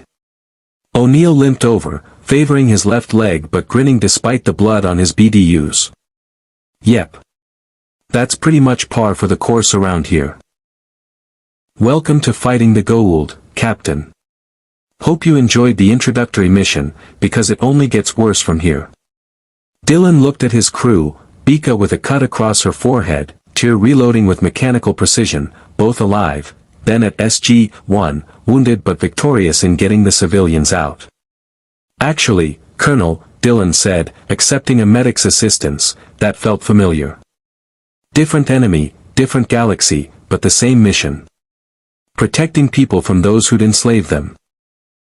Indeed, TLC agreed, and something like respect passed between them. Then I guess we're allies, O'Neill decided. Because misery loves company, and we've got plenty of both. Through the gate room windows, Dylan could see technicians already analyzing data, preparing threat assessments, planning next moves. The machine of Earth's defense adapting to the new reality of the Andromeda Ascendant's presence. And somewhere in orbit above a now-occupied Adora, Baal was learning everything he could about the Commonwealth ship that had just complicated his plans. The war had just become exponentially more complex. The SGC infirmary smelled like antiseptic and determination, a combination Dylan remembered from Commonwealth military hospitals after the Magog attacks began. Dr. Janet Fraser worked with brisk efficiency, treating his shoulder burn while simultaneously coordinating care for 3 wounded SG-1 members, 2 injured Edoran refugees, and keeping a professional eye on the 4 Jaffa prisoners who'd been sedated and secured in the isolation ward. Second-degree burns, some muscle damage, but nothing permanent, Fraser announced, applying regenerative gel that was surprisingly advanced for Earth's current technology level. "You got lucky, Captain. Staff weapon blasts at closer range would have taken your arm off. Commonwealth uniforms have some thermal shielding built in," Dylan explained. "Enough to diffuse the worst of it. I'd love to examine the material composition sometime." She sealed the wound with synthetic skin that would dissolve as natural healing progressed. "But for now, you're cleared for light duty. Try not to get shot again for at least 48 hours. I'll add it to my schedule." Across the infirmary, O'Neill was arguing with Fraser about his leg injury, a losing battle, as the colonel's protests were clearly outmatched by the doctor's no-nonsense authority. Carter sat on an examination table having her own burns treated, but her attention was fixed on a tablet displaying data feeds from the Andromeda. "Captain Hunt," she called out, "I'm seeing some unusual readings from your ship." "Harper, that's your engineer, right? He's repositioning to a higher orbit and has raised shields. Is something happening?" Dylan's radio earpiece crackled before he could respond. "Boss, we've got company. Baal's command vessel is moving into close approach, broadcasting on all frequencies. They want to talk. Specifically to you. Harper, status of the other Hattacks? 3 are maintaining position over Adora. The big one, and I mean big, like twice the size of the others, is coming to us. Non-threatening posture so far, but Rami's tracking about 200 weapons emplacements on that thing. If they decide to get frisky, we're outgunned." Dylan caught Hammond's eye across the infirmary. The general was already moving toward the control room, instincts recognizing a developing situation. "Patch their transmission to SGC. General Hammond should hear this." "Copy that. Routing now." Dylan followed Hammond to the control room, SG-1 trailing behind despite Fraser's protests. The main screen activated, showing the Andromeda Ascendant in high orbit, her sleek form dwarfed by the massive Goa'uld vessel approaching, a pyramid design like the others but scaled up to intimidating proportions, adorned with gold plating and glowing symbols that screamed wealth and power. Then the transmission came through, and Dylan got his first look at the System Lord called Baal. The Goa'uld appeared humanoid. His host was male, Mediterranean features, dressed in elaborate armor that mixed practical protection with ostentatious display. But it was the eyes that marked him as something other, they glowed briefly with symbiote presence before settling back to human appearance. His voice carried dual tones, the symbiote's resonance underlying the host's speech. "I am Baal, Supreme Commander of the Fleet, Lord of the Legions, Master of the Stargate Network." The smile was calculated, intelligent, dangerous. "And you are the mysterious newcomers who have disrupted my reconnaissance operations and demonstrated technology that interests me greatly." Hammond stepped forward, military bearing projecting authority despite the technological disparity. "This is General George Hammond of Earth's Stargate Command. The vessel you're addressing is the Andromeda Ascendant, under command of Captain Dylan Hunt. They are our allies. Your forces attacked a peaceful planet and endangered civilians. Stand down immediately." Baal's expression shifted to amused condescension. "General Hammond. Yes, I know you. Leader of the insignificant Tauri who occasionally annoy my operations through luck and Asgard interference. You understand you have no authority to issue commands to a god." "You're not a god," Daniel interjected, stepping into camera view. You're a parasitic organism with stolen technology and delusions of grandeur. We've been over this with pretty much every system lord we've encountered. Ah, Daniel Jackson. The archaeologist who ascended and returned, touched by the ancients yet still championing these feudal rebellions. Baal's smile widened. Your determination is admirable, if misguided. But I am not here to debate theology with you. I wish to speak with Captain Hunt of the Commonwealth, yes. Such an intriguing designation for a ship that appears to originate from neither the ancients, nor the Asgard, nor any civilization in my extensive knowledge. Dylan moved into view of the camera, ignoring Fraser's protests about his shoulder. I'm Captain Dylan Hunt. You wanted to talk, Baal. So talk. But keep it brief, I have little patience for megalomaniacal speeches.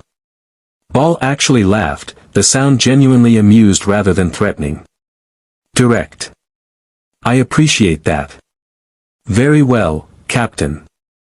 Here is the situation as I see it. You command a vessel of remarkable capability that appeared near Earth without warning. You engaged Kepri's forces with weapons technology one do not recognize. Your ship's power generation suggests capabilities exceeding most Goa'uld motherships. And you have now allied yourself with the Tyranny, which creates a significant complication in the carefully balanced power structure of this galaxy. Your point. My point, Captain, is that you represent an unknown variable in a game that has been played for millennia. I could destroy you.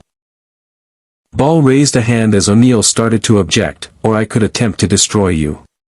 Your ship's defensive capabilities remain untested against sustained assault from a superior fleet. But destruction seems wasteful when there might be more profitable arrangements. Let me guess, Bika's voice came through, she joined Harper on the bridge. You want us to work for you. Join your fleet, swear allegiance to your divine magnificence, help you conquer your rivals. How am I doing? Perceptive. Though I would phrase it more as mutually beneficial alliance. You need resources, intelligence about this galaxy, allies who can provide support your single ship cannot generate alone. I can offer all of that. In exchange, you lend your considerable military might to my campaigns against certain, problematic system lords. Specifically, Anubis, a half-ascended abomination who threatens the established order, and you, whose advanced age makes him unpredictable. And Earth? Dylan asked. Earth would be left alone, of course. Consider it a gesture of goodwill. The Tyranny are tenacious, if ultimately insignificant. But I recognize that you've formed some attachment to them. I can be magnanimous when it serves my interests. Hammond's expression hardened. Captain Hunt, don't listen to. I'm not, Dylan interrupted quietly. Then, addressing Baal, your offer is declined. The Commonwealth doesn't ally with slavers and tyrants, regardless of how they dress up their oppression in divine rhetoric. Baal's smile faded, replaced by cold calculation. That is unfortunate. I had hoped you would be pragmatic. Let me offer a counterpoint to your idealism, Captain Hunt. I currently have 3 Hotaks orbiting Edora, the planet you attempted to evacuate. You saved, what, 200 villagers?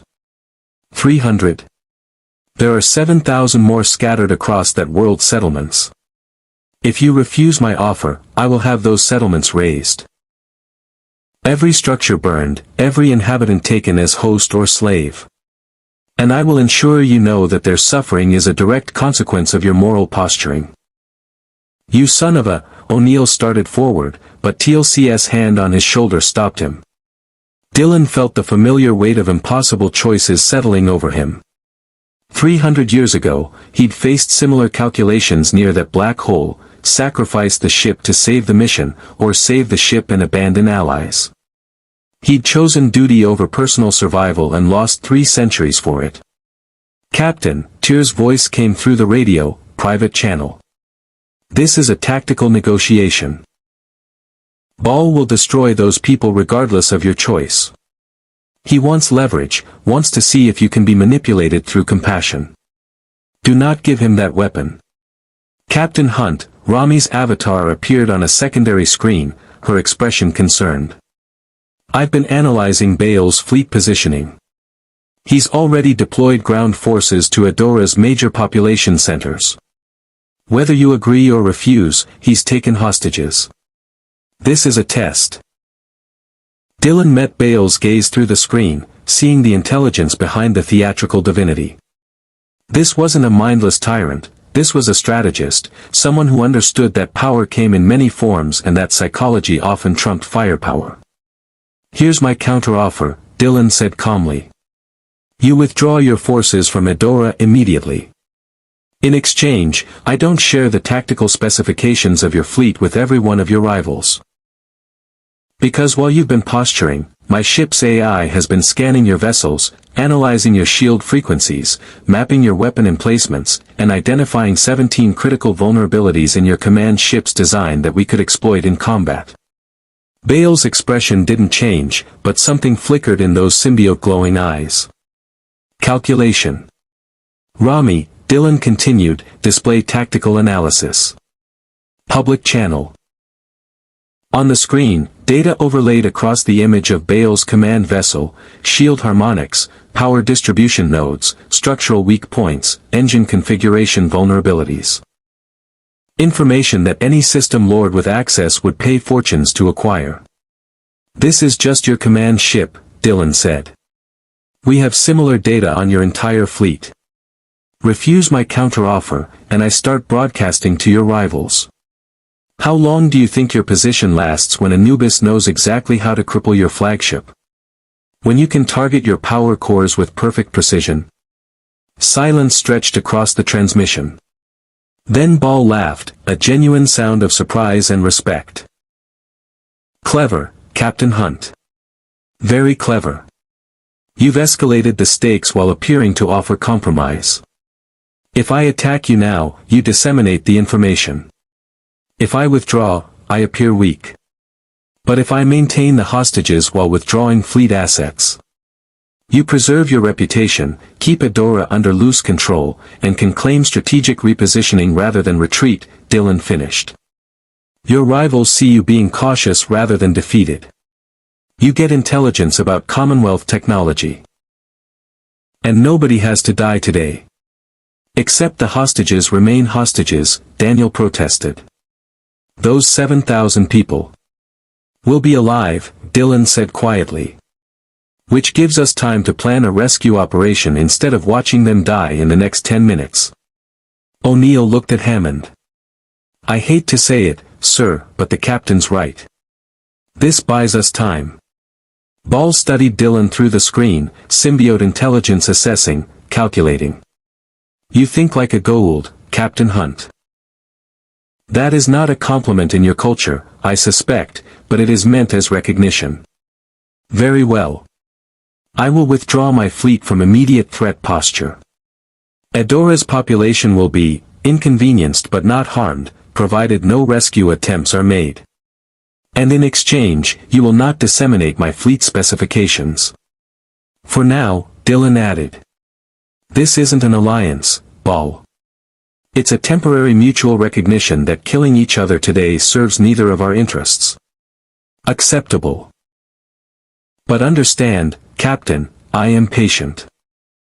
I have lived for thousands of years. I can wait for opportunities to shift in my favor. And when they do, I will remember this conversation. The transmission cut off. On the screen, Baal's command vessel began moving away from the Andromeda, repositioning to a less threatening distance. The three Hotaks over Adora remained, but their weapons powered down from active targeting. Hammond exhaled slowly. Captain Hunt, that was either brilliant tactical thinking or the start of a very dangerous game. Both, Dylan admitted. Baal won't forget this. We've made an enemy who's now intensely curious about us, studying us, planning for eventual confrontation. But you saved 7,000 lives today, Carter pointed out. That has to count for something. It counts for everything, Dylan replied. But it doesn't solve the problem. Adora is still occupied. Earth's allied network is now a known target. And we've revealed that the Andromeda can analyze Goa'uld technology faster than they can adapt. Which means every System Lord will want either your ship or your destruction, TLC observed. You have entered the great game, Captain Hunt. There is no leaving it now. Dylan looked out at the viewscreen showing the Andromeda in orbit, his ship, his home, now a target for an entire galaxy of false gods and their endless hunger for dominion. 300 years ago, he'd fought to preserve the Commonwealth's values against impossible odds and lost. Now, in a different universe against different enemies, he had the chance to prove those values were worth fighting for. Then we'd better get very good at playing, he said. General Hammond, I think it's time we had a longer conversation about grand strategy. Because if we're going to survive this, Earth and the Commonwealth are going to need each other in ways that go far beyond temporary alliances. Hammond nodded slowly. Agreed. Conference room, 1 hour. SG-1, Senior Staff, and Captain Hunt's crew. Time to figure out what we're really fighting for. Through the window, the Andromeda Ascendant hung in space, a ship from another universe now committed to a war that had raged for millennia. The balance of power had shifted. And Baal, patient and cunning, was already planning his next move. The conference room felt smaller with this many people packed into it. Dylan sat at the table beside Hammond, with SG-1 arrayed along one side and his own crew. Bika, Tyr, and Harper via video link from the Andromeda, on the other. Rev Baim had joined via holographic projection, his Magog features causing some initial discomfort among the SGC personnel until Daniel's anthropological curiosity overrode instinctive wariness. Rami's android avatar stood near the wall, her presence generating continuous fascination from Carter, who kept stealing glances at the sentient AI with barely contained scientific excitement. All right, Hammond began, let's address the elephant in the room. Captain Hunt, your ship has been in our universe for less than 48 hours, and you've already engaged 2 separate Goa'uld forces, conducted a joint military operation, negotiated with a System Lord, and fundamentally altered the strategic calculus of Earth's defense. The question becomes, what happens next? That depends on what you want from us, Dylan replied. And what you're willing to offer in return. We need intelligence about this galaxy, gate addresses for resource acquisition, allies who can help us survive until we find a way home, if we can find a way home. You need force multiplication against an enemy that outnumbers you thousands to 1. Both sides gain from cooperation, but only if we're honest about capabilities and limitations. Let's start with capabilities, Carter suggested, tablet already displaying data. Captain, your ship's weapon systems punch through a Hotak's shields like they weren't there. Your sensors can apparently analyze Goa'uld fleet composition in real time. Your AI is sentient and capable of tactical coordination that would take our computers hours. These aren't incremental advantages, these are paradigm shifts. The Andromeda represents the pinnacle of Commonwealth military engineering, Dylan acknowledged. But she's also alone. One ship, even an advanced one, can't fight an empire. We have finite ammunition for our missiles, limited fabrication capacity for repairs, and no support infrastructure. We can win battles, Major Carter. We can't win the war by ourselves. Which is where Earth comes in, O'Neill said. We've got the Stargate network, instant transportation to thousands of worlds. We've got alliances with the Tok'ra, the Free Jaffa, and the Asgard when they're not busy with their own problems. We've got experience fighting the Goa'uld on their terms. What we don't have is overwhelming force. A marriage of necessity, Bika observed dryly. You provide logistics and intelligence, we provide firepower and advanced technology. Assuming, of course, that there's actual trust on both sides. Trust is earned, Hammond said firmly. But you've made a good start, Captain Hunt. You helped evacuate Edoran civilians when you could have retreated. You stood with SG-1 against superior numbers. And you negotiated with Baal when you could have escalated to violence. Those actions speak to character. Or strategic calculation, Tyr interjected from his video feed. The captain is an idealist, but he's not stupid. Allying with Earth serves our survival interests. That doesn't make it altruism. It makes it pragmatism with a philosophical gloss. Tyr, you're not helping, Dylan said. I am providing honest assessment. These people should know what they're allying with. We are not saviors from the Commonwealth come to rescue them from the Goa'uld. We are refugees from a fallen civilization trying to survive in a hostile universe. Our values align with Earth's, which is fortunate. But do not mistake aligned interests for identical objectives. Uncomfortable silence filled the room. Then, surprisingly, it was TLC who spoke. The Nietzschean speaks truth that is valuable, the Jaffa rumbled. Too often, alliances are built on unspoken assumptions that fracture under pressure. Better to establish clear understanding now. Captain Hunt, what are your objectives, stated plainly.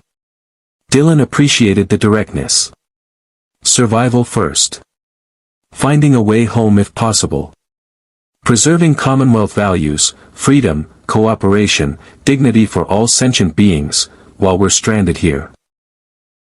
And if we can't get home, then establishing ourselves in this galaxy in a way that doesn't compromise those values. That means opposing tyranny where we encounter it, but not becoming the dominant power that enforces peace through force. The Commonwealth made that mistake in its later years. We became what we fought against. A cautionary tale we should heed, Rev Bame's hologram added, his reformed Magog features thoughtful. The divine teaches that the means must reflect the ends.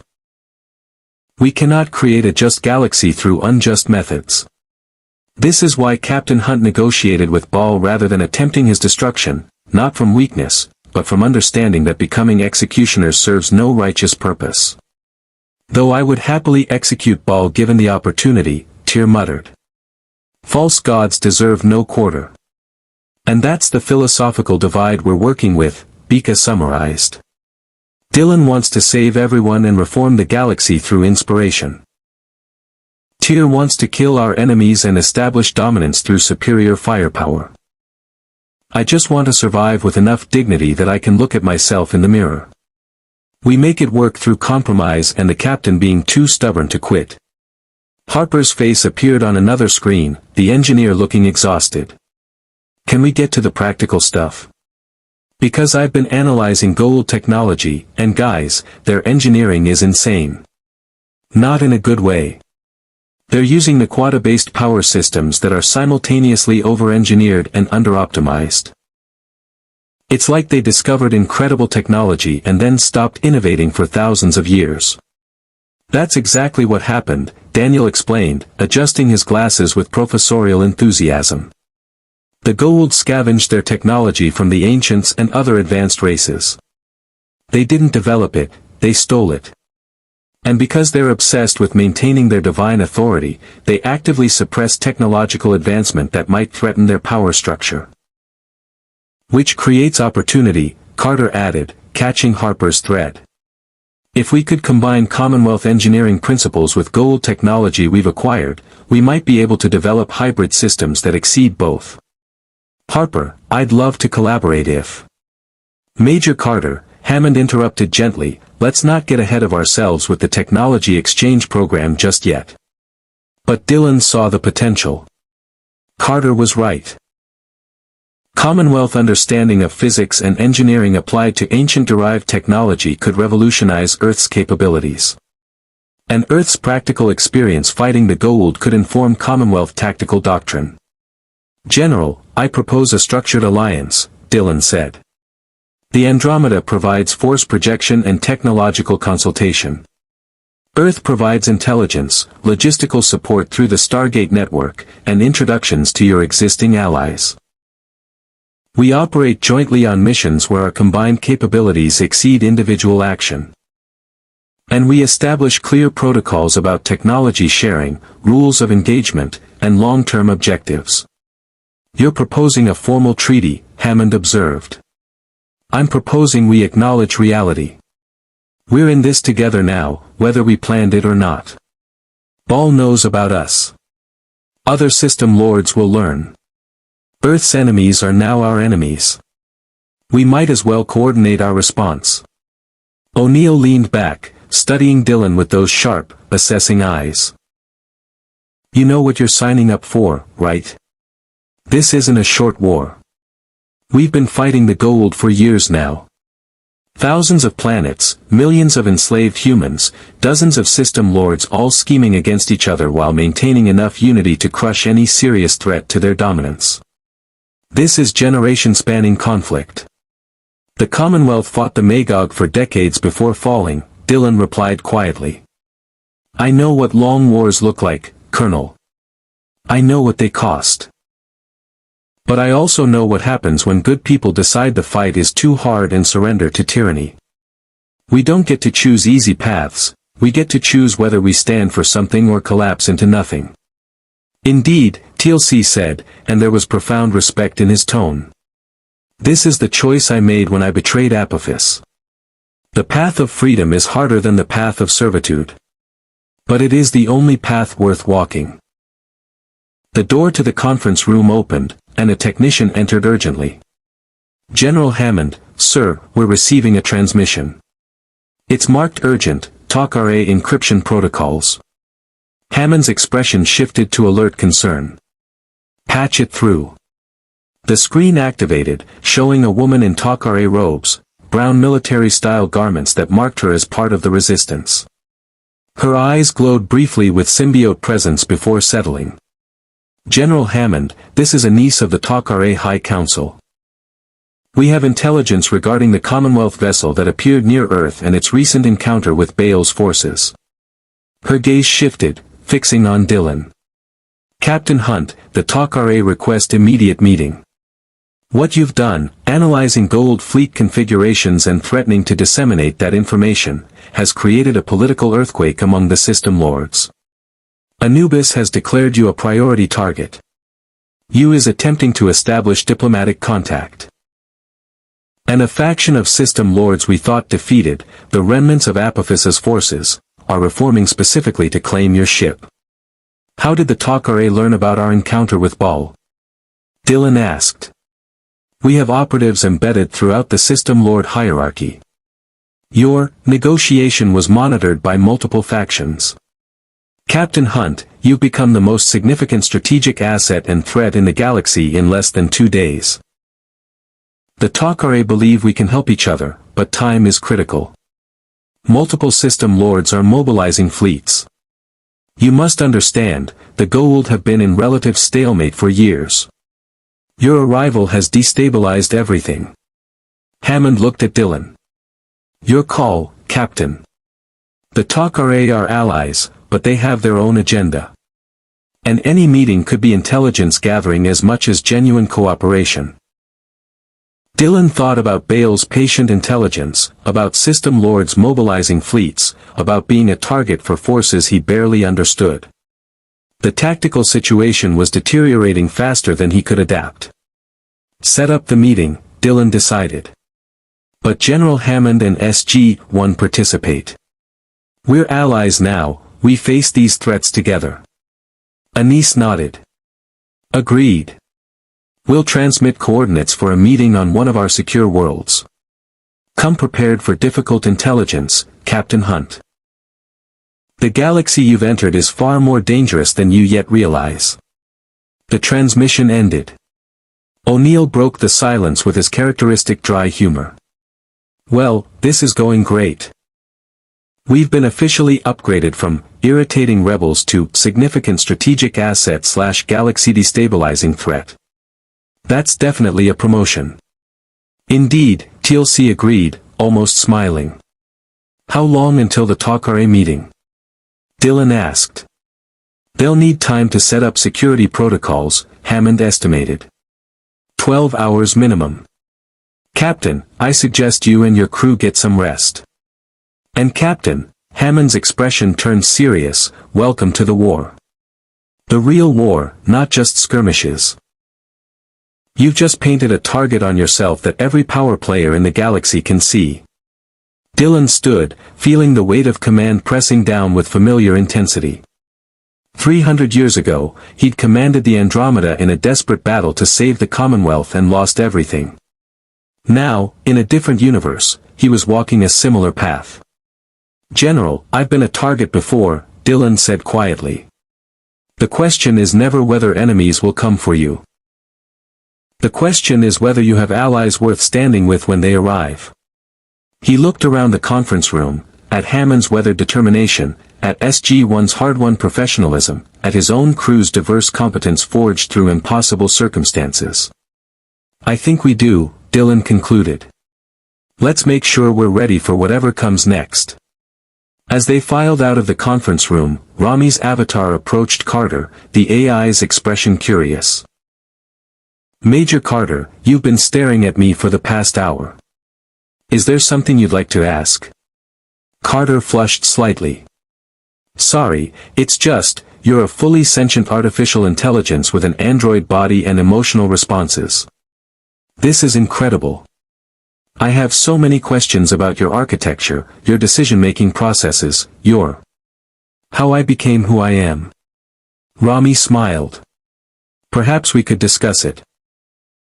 I find your astrophysics work fascinating, particularly your theories on wormhole physics." "Really? You've read my work?" "I've accessed every scientific paper in Earth's databases since we arrived. Your understanding of spatial mechanics is impressive for a civilization at your technological level." "No offense. None taken. Want to see the gate room? I could explain the dialing protocols." They walked off together, scientist and AI already deep in technical conversation. Bika watched them go, shaking her head. "Great. Now the ship's in love with Earth's chief scientist. This isn't going to complicate anything at all." "Rami doesn't experience romantic love," Harper protested over the comm. "She's curious about technology. That's all." "Probably. Harper, you built her physical avatar. You're telling me you didn't include emotional capacity?" Silence from the engineer. "Harper. I might have optimized certain neural pathways that could theoretically enable emotional development beyond base programming. For research purposes." "You gave the warship feelings," Bika said flatly. "Theoretical feelings. Maybe. We don't know for sure." Dylan smiled despite the weight of impending threats. His crew was brilliant, chaotic, and somehow functional despite, or because of, their contradictions. 300 years ago, the Commonwealth had fallen. But here, now, surrounded by allies and enemies in equal measure, Dylan felt something he hadn't experienced since waking from time-frozen sleep. Hope. The galaxy was dangerous, the enemies numerous, the odds impossible. But when had that ever stopped the High Guard? The Tok'ra tunnels looked like they'd been grown rather than built, crystalline structures extending deep underground in organic patterns that reminded Dylan of neural networks. The meeting chamber was vast, illuminated by bioluminescent crystals embedded in the walls, and filled with representatives from multiple factions that SG-1 had described during the transit through the Stargate. Anise stood at the center, flanked by two other Tok'ra whose symbiotes briefly glowed in their eyes, a reminder that each body contained two consciousnesses sharing space. To their left, a group of Jaffa in non-standard armor, leaders of the Free Jaffa movement. To their right, a holographic projection flickered, an Asgard, smaller than Dylan expected, gray-skinned with enormous black eyes and the air of someone who'd seen too many civilizations rise and fall. "That's Thor," O'Neill whispered. "Supreme Commander of the Asgard fleet. If he's taking time from fighting replicators to show up here, this is serious." The Andromeda's away team stood in formation, Dylan, Bika, Tyr, and Rami's android avatar. Rev Baim had remained on the ship, his Magog appearance likely to cause problems with beings who'd never encountered reformed predators. Harper monitored from orbit, maintaining sensor sweeps for threats. "Captain Dylan Hunt," Anise began formally, "I am Anise, current voice of Freya, representing the Tok'ra High Council. With me are Ragnar, speaking for the Free Jaffa Nation, and Supreme Commander Thor of the Asgard." Her eyes glowed as the symbiote took control. I am Freya. We speak as one voice for two beings. Welcome to our sanctuary. An honor, Dylan replied, using Commonwealth diplomatic protocols adapted for the situation. Though I'll admit, gathering this many factions suggests the situation is worse than I understood. It is considerably worse. Thor's voice emerged from the hologram, surprisingly deep for his diminutive frame. Captain Hunt, the Asgard have monitored your vessel since its appearance near Earth. Your technology does not match any known civilization in this galaxy or adjacent realities we have observed. Your power generation methods, weapon systems, and faster-than-light capabilities all suggest origin from a significantly advanced culture. The system's Commonwealth, Dylan confirmed. Though that civilization fell 300 years ago from my personal timeline. We're refugees, effectively. Stranded here by accident, not invasion. Yet you possess military capacity exceeding most Goa'uld motherships, Ragnar stated, his scarred features bearing the tattoo of Apophis, crossed out, Dylan noted. A visible rejection of former service. The Jaffa have heard stories. A ship that wounded Khepri's Hatak with a single volley. Technology that analyzed Baal's entire fleet configuration. Are these stories truth? They're truth, Tyr confirmed bluntly. The Andromeda Ascendant is the most advanced warship of our civilization. We can fight and win against superior numbers, provided we choose engagements carefully. Which brings us to the problem, Anise continued. Captain Hunt, your negotiation with Baal, threatening to disseminate his fleet vulnerabilities, was tactically brilliant but strategically catastrophic. You've demonstrated that you can analyze Goa'uld technology faster than they can adapt and that you're willing to use that information as a weapon. Every System Lord now views you as either a critical asset to acquire or an existential threat to eliminate. She activated a holographic display showing the galaxy, with dozens of markers representing System Lord territories. Several were converging toward Earth's sector. Anubis leads the most immediate threat, she continued. His half-ascended status gives him access to ancient knowledge that other System Lords lack. He's assembling a fleet specifically to capture or destroy your vessel. 12 Hataks, including his superweapon mothership, currently in transit. ETA, 72 hours. 12 motherships, Dylan breathed. Even the Andromeda would struggle against that concentration of force. You is taking a different approach, Thor added. He seeks diplomatic contact, offering protection in exchange for technology transfer. He is the eldest System Lord, and while still a false god, he operates with more honor than most of his kind. However, his mental degradation due to extreme age makes him unpredictable. And there's a third faction, Anise said grimly. Remnants of Apophis's forces, scattered after his death, are reforming under his former first prime, Tethys. She's calling it a holy crusade to claim the divine ship for the glory of her fallen god. Fanatics with nothing to lose. O'Neill swore quietly. So we've got Anubis wanting to capture or kill them, you wanting to recruit them, and crazy cultists wanting to worship them. That's just great. The Free Jaffa face a decision, Ragnar said, addressing Dylan directly. Many warriors see your ship as proof that there are powers beyond the false gods. If you fight alongside us, you inspire rebellion. Jaffa who see Commonwealth technology defeating Goa'uld fleets may finally believe the gods can be overthrown.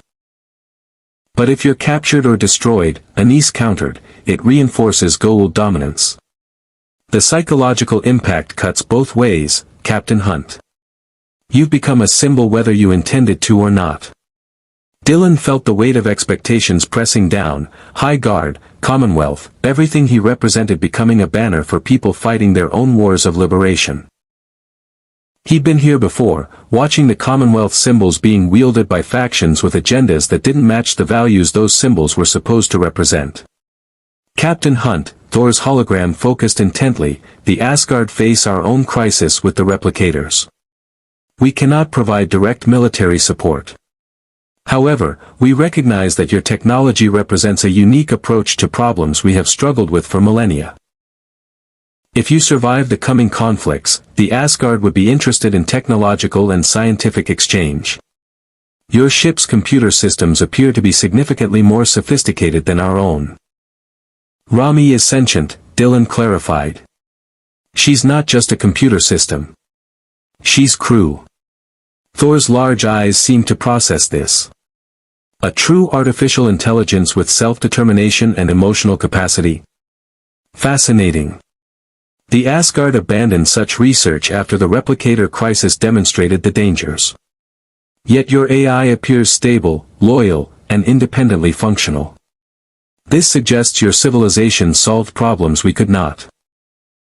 The Commonwealth believed in rights for all sentient beings, Rami said, speaking for herself. I am Andromeda, the ship, the AI, and this android avatar simultaneously. I choose to serve Captain Hunt in his mission because I believe in what the Commonwealth stood for. That's not programming. That's conviction. Silence filled the chamber. Then Ragnar spoke, his voice carrying weight. That is precisely what the Jaffa need to hear. Not that you are powerful, the Goa'uld are powerful. But that you choose freedom and serve it willingly. This is what we fight for. What we die for. Which is why multiple system lords will try to kill you, Anise said pragmatically. Captain Hunt, the Tok'ra can provide intelligence, safe houses, and operational support. But we cannot fight your battles. Our strength lies in infiltration and sabotage, not open warfare. The Asgard can provide limited technological assistance, Thor added. Beaming technology to extract your crew if your ship is compromised. Possibly defensive platforms to protect Earth. But our fleet is committed to the replicator war. You should not expect direct military intervention. The Free Jaffa can offer warriors, Ragnar said. Not many, we are still rebuilding from our rebellion, but veterans who fought the Goa'uld for decades. If you'll have us. Dylan looked at his crew. Bika's expression was calculating odds. Tyr looked like he was already planning defensive strategies. Rami appeared thoughtful, processing multiple scenarios simultaneously. SG-1. Dylan asked. You've been quiet. O'Neill stepped forward. Here's the thing, Captain. Everyone's telling you what they can't do and what you should expect. Let me tell you what Earth can do. We can gate strike operations behind enemy lines. We can coordinate resistance movements. We can provide intelligence from Tok'ra sources and tactical support from teams that have been kicking Goa'uld ass for years. We don't have big ships or fancy technology, but we're really good at making the bad guys' lives miserable. Indeed, TLC rumbled. The Tauri fight with ingenuity and determination that compensates for technological disadvantage. Captain Hunt, if you face Anubis's fleet, Earth will stand with you. Carter nodded. And sir, I've been working with Harper, your engineer, on some ideas. If we could integrate Asgard beaming technology with your point defense systems, create hybrid shield configurations using the quad generators to supplement your power grid, we might be able to improve your defensive capabilities before Anubis arrives. That's 72 hours of engineering work, Harper's voice crackled through Dylan's radio. Boss, Carter's brilliant, but even with Rami's help, we're talking about integrating 3 different technological paradigms. And if it goes wrong, we could compromise the ship's existing systems. Or we could significantly enhance them, Rami countered. Harper, the Major's proposals are sound. I can manage the integration if you coordinate the physical modifications. When the ship starts taking the scientist's side, you know you're outnumbered, Harper muttered, but Dylan could hear the excitement underneath the complaint. Engineers loved impossible challenges. So here's where we are, Dylan summarized, command voice engaging. Anubis brings a fleet in 3 days. We have allies offering intelligence, limited support, and psychological symbolism. Earth can provide tactical coordination. The Asgard can offer technology. The Tok'ra can provide intelligence. The Free Jaffa can provide warriors and inspiration for broader rebellion. He turned to Anise. And you're all telling me this because you need something from us beyond just surviving. You need us to win publicly. To prove the Goa'uld can be beaten by someone not dependent on ancient technology or Asgard protection. We're the external force that validates everyone's resistance movements. That is. Remarkably astute, Freya admitted, the symbiote's voice blending with her host's. Yes, Captain Hunt. We need you to be a symbol. But more than that, we need you to be what you claim, the Commonwealth's values made real. Because if you're just another faction seeking power through violence, you're no better than the System Lords. And if we lose? Bika asked bluntly.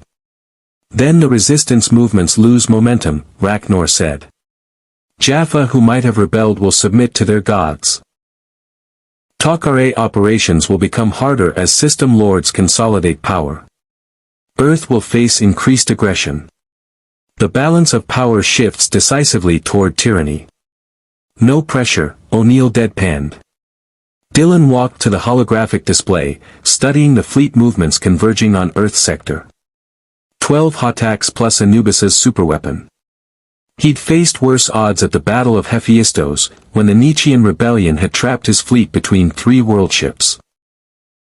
He'd survived then by being smarter, faster, and more willing to take risks than his opponents expected. Here's what we're going to do, Dylan announced, tactical plan crystallizing. We don't fight Anubis's fleet at Earth. We're not defending, we're hunting. We pick the engagement zone, we control the variables, and we use every advantage we can create. Thor, can the Asgard provide real-time intelligence on Anubis's fleet movements? Affirmative. Our monitoring network can track his forces. Tok'ra, I need detailed specifications on Anubis's superweapon mothership. Weaknesses, shield frequencies, any intelligence your operatives have gathered. We can provide what we have, Anise agreed. Ragnar, how many Free Jaffa warriors can you commit to a high-risk boarding operation? The scarred warrior grinned fiercely. For a chance to strike at Anubis directly? 200 of our finest. Veterans who've dreamed of such opportunity. Carter, Harper, Rami, 72 hours to integrate whatever hybrid systems you think will work. I want shields, weapons, and engines optimized for fighting outnumbered. Sir, we can do it, Carter said, confidence radiating. O'Neill, I need SG-1 coordinating gate strike operations. Hit Anubis's supply lines, disrupt his communications, make him commit forces to defending assets he thought were safe. Classic asymmetric warfare, death by 1,000 cuts. Now you're speaking my language, O'Neill grinned. We're good at sneaky and annoying. Tyr, you're planning the tactical engagement. Assume we're facing 12 motherships simultaneously. How do we win? The Nietzschean's eyes gleamed with predatory satisfaction. By being faster, more aggressive, and more willing to accept risk than any Goa'uld commander. They fight to preserve their forces and divine authority. We fight to win at any cost. That psychological difference is exploitable. Captain Hunt, Thor's hologram said carefully, you are proposing to take offensive action against one of the most dangerous system lords in the galaxy. The risk of failure is acceptable, Dylan interrupted. Because the alternative is waiting for him to dictate the terms of engagement. The High Guard doesn't wait for enemies to attack on their schedule. We seize initiative, we control the battle space, and we make them react to us instead of the reverse. He looked around the chamber at representatives from multiple factions, all fighting the same war from different angles. 300 years ago, the system's Commonwealth fell because we became reactive instead of proactive. We defended instead of attacking. We preserved what we had instead of fighting for what we believed. I won't make that mistake again. Indeed, TLC said with profound respect. This is the way warriors should speak. Anise studied Dylan with symbiote glowing eyes, 2 consciousnesses assessing simultaneously. You understand this plan will likely result in significant casualties? That even if you win, the cost will be high. I understand, Dylan replied quietly. But I also understand that some things are worth dying for. Freedom. Dignity. The right to choose your own path. The Commonwealth believed that. I still believe that. And if Anubis wants to test whether those beliefs can stand against his fleet, then let's give him the battle he's asking for. On our terms, Bika added. With our strategy, Tyr continued. And Commonwealth values guiding every decision, Rami finished. Hammond's voice came through O'Neill's radio. Captain Hunt, Earth authorizes full cooperation with your tactical plan. You've got 72 hours. Make them count. Dylan felt the familiar weight of command settling over him, the knowledge that decisions made in this moment would echo across thousands of lives. 300 years ago, he'd made similar choices near a black hole and lost everything. But he'd also saved what mattered most, the belief that some things were worth fighting for, no matter the cost. Then let's get to work, Dylan said. Anubis wants the Commonwealth's ship. Let's show him what the Commonwealth's values look like when they're properly motivated. The meeting dissolved into tactical planning sessions, technological consultations, and coordination across multiple factions. Alliances forged in crisis, held together by shared enemies and the desperate hope that maybe, just maybe, this time would be different. 3 days until Anubis arrived. 3 days to prepare for a battle that would determine whether the Commonwealth's ideals could survive in a galaxy ruled by false gods. Dylan Hunt had been given a second chance to fight for what mattered. He intended to make it count. The Andromeda Ascendant hung in the void between star systems, engines cold, sensors passive, waiting with predatory patience. Around her, space appeared empty, but appearances in warfare were designed to deceive. 72 hours of preparation had transformed the Commonwealth warship into something hybrid and deadly. Asgard beaming nodes integrated with point defense systems. Naquadah generators supplementing the ship's existing power grid. Enhanced sensor arrays cobbling together Commonwealth, Ancient, and Goa'uld technologies into configurations that shouldn't work but somehow did through the combined genius of Carter, Harper, and Rami's adaptive intelligence. Contact, Rami's avatar announced calmly, though Dylan could detect the tension underneath her professional demeanor. Hyperspace windows opening. Multiple signatures. Configuration matches Anubis's fleet. On the view screen, space tore open in brilliant flashes as 12 Hatak motherships dropped from hyperspace in precise formation. And at their center, dwarfing even those massive pyramid vessels, came Anubis's flagship. A monstrosity of Goa'uld engineering enhanced with ancient knowledge, bristling with weapons that could sterilize planets. Harper, status? Dylan asked from his command chair, feeling the familiar pre-combat calm settling over him. All systems green, boss. The hybrid shields are holding at 98% efficiency. Turns out mixing Commonwealth force fields with Naquadah-enhanced ancient shield technology is like combining chocolate and peanut butter. Who knew? The engineer's voice carried nervous energy barely contained by professionalism. Weapons hot, engines ready, and I've got 3 different contingency plans if things go sideways. Make that 4 contingencies, Rami added. I just calculated another escape vector using the nearby neutron star's gravity well. Show off, Harper muttered affectionately. Bika stood at her pilot station, hands steady on controls, eyes tracking fleet movements with salvagers' instincts adapted for military engagement. They're forming standard Goa'uld battle formation, flagship center, screen of motherships surrounding. Arrogant but effective against most opponents. Against most opponents who fight conventionally, Tyr corrected from tactical. His Gauss rifle lay within easy reach, boarding actions were expected before this ended.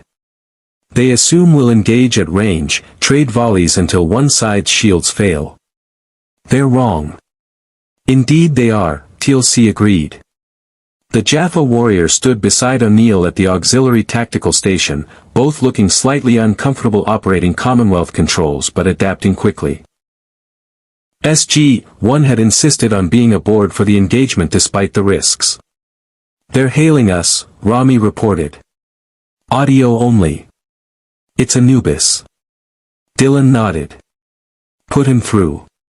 The voice that emerged was layered with synthetic distortion, the half-ascended Goa'uld's nature making him something neither fully corporeal nor energy being, trapped between states and bitter about both. "Captain Dylan Hunt of the so-called Commonwealth. I am Anubis, Lord of the Abyss, Master of Ancient Secrets, Scourge of the Unworthy. You have disrupted the natural order of this galaxy. You have threatened my operations and demonstrated technology that rightfully belongs to the gods.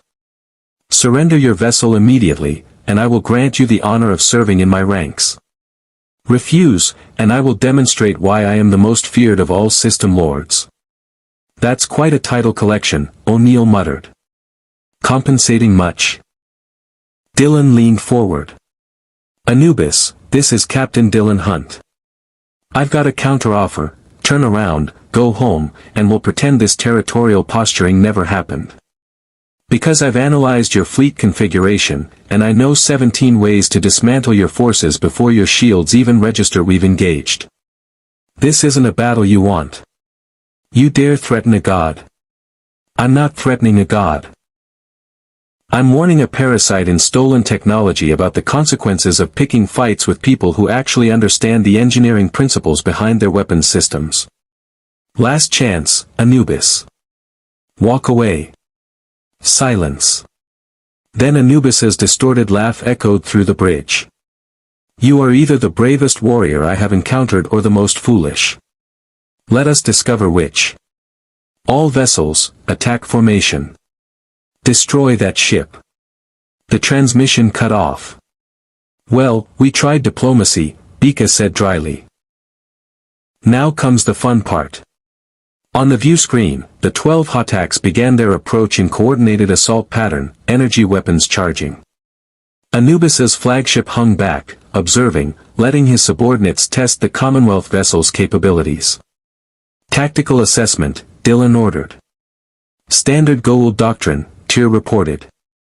"They'll attempt overwhelming volley fire to collapse our shields, then close for bombardment. Predictable. Exploitable. Captain, I recommend we don't be where they expect us when they fire." Bika. "Already on it, boss. Plotting intercept course that puts us inside their formation before they can adjust. Gonna be bumpy. Rami, weapons free. Target their shield generators. We're not here to destroy ships, we're here to disable them. I want hulks, not casualties." "Acknowledged," the AI responded. "Though Captain, that makes the tactical challenge significantly harder." "Commonwealth values," Dylan reminded her. "We're better than them. We prove it through actions." "Sir," Carter interjected from the engineering station she'd claimed, "with respect, those are 12 motherships. Even disabled, they represent thousands of Jaffa warriors and Goa'uld commanders. How do we prevent them from continuing the fight?" "That's Phase 2, O'Neill said grimly, checking his P90. "Once Hunt and company punch holes in those pyramids, SG teams and free Jaffa warriors gate in and take control. Deck by deck if necessary. A boarding action on 12 ships simultaneously." Daniel's voice carried concern. "Jack, that's insane." "Yeah. Welcome to my life, Daniel." "Actually brilliant," Daniel finished. "If we control the ships, we control their communications, their resources, and most importantly, their narrative. Jaffa seeing their supposed invincible gods' vessels captured by rebels, that's more valuable than destruction. Assuming we survive long enough to execute Phase 2, Tyr observed. "Captain, they're in range." The Hotaks fired simultaneously. Plasma charges, ion cannons, and energy weapons designed to crack planetary shields converging on the Andromeda's position from multiple vectors. "Evasive," Dylan commanded. Bika's hands moved across her controls with salvager grace translated to combat piloting. The Andromeda Ascendant, over a kilometer of warship that shouldn't be able to maneuver like a fighter, twisted through space with impossible agility. Commonwealth inertial dampening kept the crew stable while G-forces that should liquefy humans were negated by technology the ancients would envy. 3/4 of the incoming fire missed entirely. The remaining quarter impacted shields that had been enhanced by 3 different technological paradigms working in unexpected harmony. Shields holding at 87%, Rami reported. The hybrid configuration is distributing energy more efficiently than predicted. Major Carter, your Naquata generator integration is performing beyond theoretical limits. Good to know, Carter replied, fingers flying across her station. But that much incoming fire will eventually overwhelm us. Captain Hunt, we need to reduce their numbers fast. Agreed. Bika, intercept course. Put us in the middle of their formation. Boss, that's suicide. That's exactly what they'll think. Which is why it'll work. Do it. The Andromeda accelerated, engines flaring brilliant blue as Commonwealth technology pushed acceleration curves that made Goa'uld hyperdrive look primitive. The Hotaks adjusted formation, trying to maintain optimal firing positions, but they were designed for the stately pace of Goa'uld fleet engagements, not for opponents who fought like cornered predators. In range, Tyr announced. Multiple targets. Captain, priority selection. Disable their engines first. I want them stranded but intact. Rami, synchronized fire. Make every shot count. The Andromeda's AP cannon spoke, streams of antiproton particles traveling at relativistic speeds, targeting with precision that Goa'uld weapons officers couldn't match. The first Hotak took hits along its engine section, superstructure buckling, hyperspace drives exploding in cascading failures. It didn't die. It stopped, dead in space, shields flickering. The second mothership tried evasive maneuvers, but Bika anticipated the helm officer's training. She put the Andromeda exactly where the Hotak couldn't avoid the firing solution, and Tyr's targeting claimed another engine core. 2 down, O'Neill observed. 10 to go. Plus the big nasty one hanging back. Anubis's flagship was moving now, finally engaging. Its weapons were different. Ancient enhanced technology that punched through space with devastating precision. The first salvo hit the Andromeda's shields and actually staggered them. Shields down to 62%, Rami reported, concern coloring her voice. That vessel's weapons exceed standard Goa'uld capabilities by an order of magnitude. Captain, if he focuses fire. Then we don't give him time to focus. Bika, attack run on the flagship. Full burn. Are you insane? Harper's voice cracked through internal comms. Boss, that thing is 3 times our size with ancient weapons. Which is why he won't expect us to charge straight at him. Tyr, I want targeting solutions on his primary weapon emplacements. We're going to defong that monster. The Andromeda dove toward Anubis's flagship like a predator striking, the remaining Hotaks struggling to adjust their formation. Commonwealth point defense systems, now enhanced with Asgard beaming technology that literally teleported incoming projectiles into empty space, created a bubble of safety that let them close distance. In range, Tyr said, voice absolutely calm. Targeting primary weapons array, secondary power nodes, and what appears to be shield generator clustering. Firing. The AP cannons hammered Anubis's flagship with sustained fire. Ancient enhanced shields held, but they held against overwhelming force by dispersing energy across massive surface area. Concentrated fire at specific points created localized failures, and the Andromeda's weapons punched through in precisely targeted strikes. Anubis's weapon emplacements exploded in sequence, secondary detonations rippling across the massive vessel's hull. The flagship's return fire became sporadic, desperate. He's retreating, Bika announced. Flagship opening hyperspace window. Beaming operation, Thor's voice cut through the tactical net from his distant position monitoring the battle. Captain Hunt, the Asgard are detecting unauthorized beaming signatures.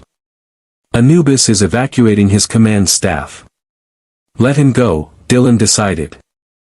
We've accomplished the objective, his fleet is disabled, his flagship crippled. We're not here for vengeance, we're here to prove a point.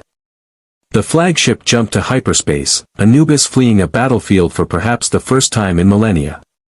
The remaining Hotaks, engines destroyed, shields failing, and witnessing their supposed divine leaders retreat, began broadcasting surrender protocols. This is unprecedented, TLC said quietly, awe in his voice. A system lord has fled combat.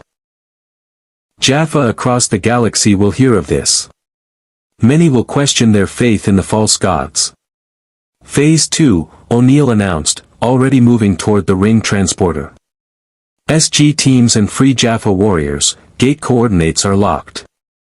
Let's take some pyramids, people. What followed was methodical, professional, and remarkably low on casualties. Jaffa warriors aboard the disabled Hotaks, seeing their god flee and facing free Jaffa rebels fighting alongside alien allies, surrendered in increasing numbers. Some resisted, fanatics always did, but most chose pragmatic survival over dying for a divine authority that had just demonstrated very mortal cowardice. Dylan stood on the bridge of the Andromeda, watching through sensor feeds as SG teams and free Jaffa cleared the captured vessels deck by deck. Carter was coordinating technical teams to secure the Hotak's gate coordinates and intelligence databases. Daniel was already negotiating with surrendered Jaffa, offering trepanine and freedom. TLC moved through the captured ships like a legend made flesh, former First Prime now Liberator, and Jaffa who'd seen him only as Chauvier traitor witnessed his honor firsthand. Boss, Harper's voice was quiet with something like reverence, we did it. We actually did it. 12 motherships captured, Anubis fleeing with his tail between his legs. The Commonwealth just defeated a system lord. We defeated a bully with stolen technology, Dylan corrected gently. The hard part comes next, figuring out what to do with 12 captured warships and thousands of Jaffa who've just had their worldview shattered. Actually, Ragnar's voice came through via communication link, the free Jaffa leader standing on the bridge of one of the captured Hotaks, Captain Hunt, we know exactly what to do with these ships. We offer them to the free Jaffa nation. Vessels crewed by liberated warriors, fighting for freedom rather than false gods. If you'll permit it. Dylan considered the request. 12 motherships would shift the balance of power significantly. The free Jaffa could become a genuine military force. But it also meant trusting former enemies with devastating weapons. Then again, wasn't that what the Commonwealth had always been about? Trust. Cooperation. Believing people could grow beyond their worst selves. General Hammond. Dylan asked through the radio link. Your assessment. Captain, giving the free Jaffa their own fleet either starts a genuine liberation movement or creates a new power faction that might turn hostile, Hammond replied. But we've been making those kinds of calculated risks since the Stargate program began. I say we trust our allies. Agreed, Dylan decided. Ragnar, the ships are yours. Use them wisely. Use them to free your people, not to become the next generation of tyrants. You have my word, Captain Hunt. The free Jaffa will remember this day. The day the Commonwealth proved the false gods can bleed. The communication ended, and silence settled over the bridge, the exhausted, satisfied silence of people who'd survived impossible odds and achieved something meaningful. Sensors detect multiple hyperspace windows opening, Rami reported. Unknown configuration, wait, those are Tok'ra signatures. And Asgard. They're responding to the battle. Sure enough, the view screen showed Tok'ra vessels emerging alongside a single Asgard O'Neill-class ship. Thor's hologram appeared on the bridge, his large eyes somehow conveying approval. Captain Hunt, the Asgard have monitored your engagement with Anubis. Your tactical doctrine, strategic thinking, and technological integration represent the most significant victory against a major system lord in decades. The High Council wishes to formally recognize Earth and the Commonwealth as allied civilizations. We cannot provide fleet support due to our own conflicts, but we can offer technological exchange, defensive platforms, and continued intelligence cooperation. We accept, Dylan said simply. Thank you, Commander Thor. The Asgard nodded and vanished. Anissa's hologram replaced Thor's. Captain Hunt, the Tok'ra Council acknowledges your victory. Baal has already begun circulating reports claiming Anubis's defeat proves his weakness, using this battle to advance his own political position against his rivals. The system lords are fracturing, questioning each other's divine authority. You've created chaos in their hierarchy. We can exploit that. Then exploit it, Dylan agreed. But remember, we're not here to replace the Goa'uld with a new empire. We're here to help people free themselves. A distinction we understand, Freya's voice blended with Anissa's. Not all allies share such philosophy, Captain. It is refreshing. The transmissions ended, leaving the bridge crew in relative quiet.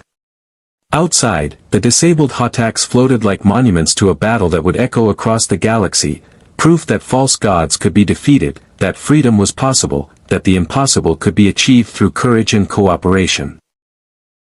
O'Neill returned via ring transporter, looking exhausted but satisfied. All 12 ships secured. Minimal casualties on our side. Lots of confused Jaffa trying to figure out if they just witnessed divine punishment or liberation theology in action. Daniel's having the time of his life explaining philosophy to people who've never questioned their gods before. Sounds like Daniel, Carter said warmly, returning from her own technical assessment. Sir, the intelligence we've captured is extraordinary. Gate addresses, System Lord communication protocols, Anubis's research into ancient technology. This is a treasure trove. Then catalog it, secure it, and share it with our allies, Dylan instructed. Information defeats tyranny as surely as weapons. He stood, feeling 300 years of weight lifting slightly from his shoulders. The Commonwealth had fallen, yes. But its values, the belief in freedom, cooperation, dignity for all sentient beings, had just proven they could survive transplantation to another universe entirely. Rami, set course for Earth. I think we owe General Hammond a full debrief. And probably several more meetings about grand strategy. Course plotted, the AI confirmed. Dylan, we did well today. The Commonwealth would be proud. The Commonwealth is proud, Dylan replied quietly. Because we're still living what it stood for, even after everything else is gone. That's worth more than any number of victories. As the Andromeda Ascendant accelerated toward Earth, behind her the captured Hotaks began their own journeys. Toward freedom, toward rebellion, toward a galaxy that was slowly learning that false gods could bleed and that warriors could choose their own paths. 300 years ago, Dylan Hunt had frozen in time fighting for the Commonwealth's survival. Today, in a different universe against different enemies, the Commonwealth's values had won a battle that might just change everything. The war against the Goa'uld was far from over. System Lords still ruled thousands of worlds. Billions remained enslaved. The fight would continue for years, perhaps generations. But for the first time in millennia, the false gods had reason to fear. And hope, that most dangerous of weapons, had been given wings. The Andromeda Ascendant settled into Earth orbit, battle-scarred but victorious, as the Stargate network hummed with unprecedented traffic. Free Jaffa warriors transported through gates to spread word of Anubis's defeat. Tok'ra operatives exploited the chaos among system lords to advance sabotage operations. Asgard observers downloaded tactical data, fascinated by Commonwealth military doctrine. And in the SGC briefing room, Captain Dylan Hunt sat across from General Hammond, both men sharing the exhausted satisfaction of leaders who'd gambled everything on impossible odds and somehow won. You've changed the galaxy, Captain, Hammond said quietly. Whether that's for better or worse remains to be seen. But you've given people hope. That's worth something. Hope and responsibility, Dylan replied. The Commonwealth learned that lesson hard. You can't inspire rebellion without being willing to support it, protect it, help it grow into something sustainable. We're committed now, General. Earth and the Andromeda, allies in this war until it's won or we've fallen trying. Then welcome to the long fight, Captain Hunt. Hammond extended his hand. The Goa'uld won't forgive what you've done. But neither will those you've freed. Dylan shook it firmly, feeling the bond of warriors who understood that some battles transcended personal survival, that values were worth dying for, and sometimes, more importantly, worth living for. Somewhere in the galaxy, System Lords plotted revenge. Jaffa warriors questioned their faith. Tok'ra operatives advanced their agendas.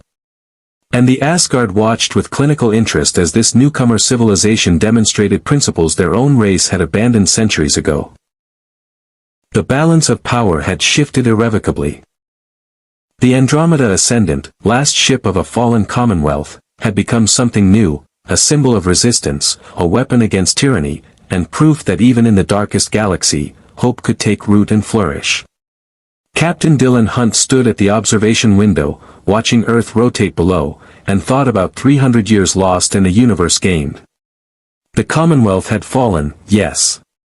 But its values, those eternal beliefs in freedom, dignity, and cooperation, had found new soil in which to grow. The war against the false gods would continue. More battles awaited. More impossible choices loomed. But for today, the High Guard had proven that honor, courage, and unwavering commitment to doing what was right could still triumph.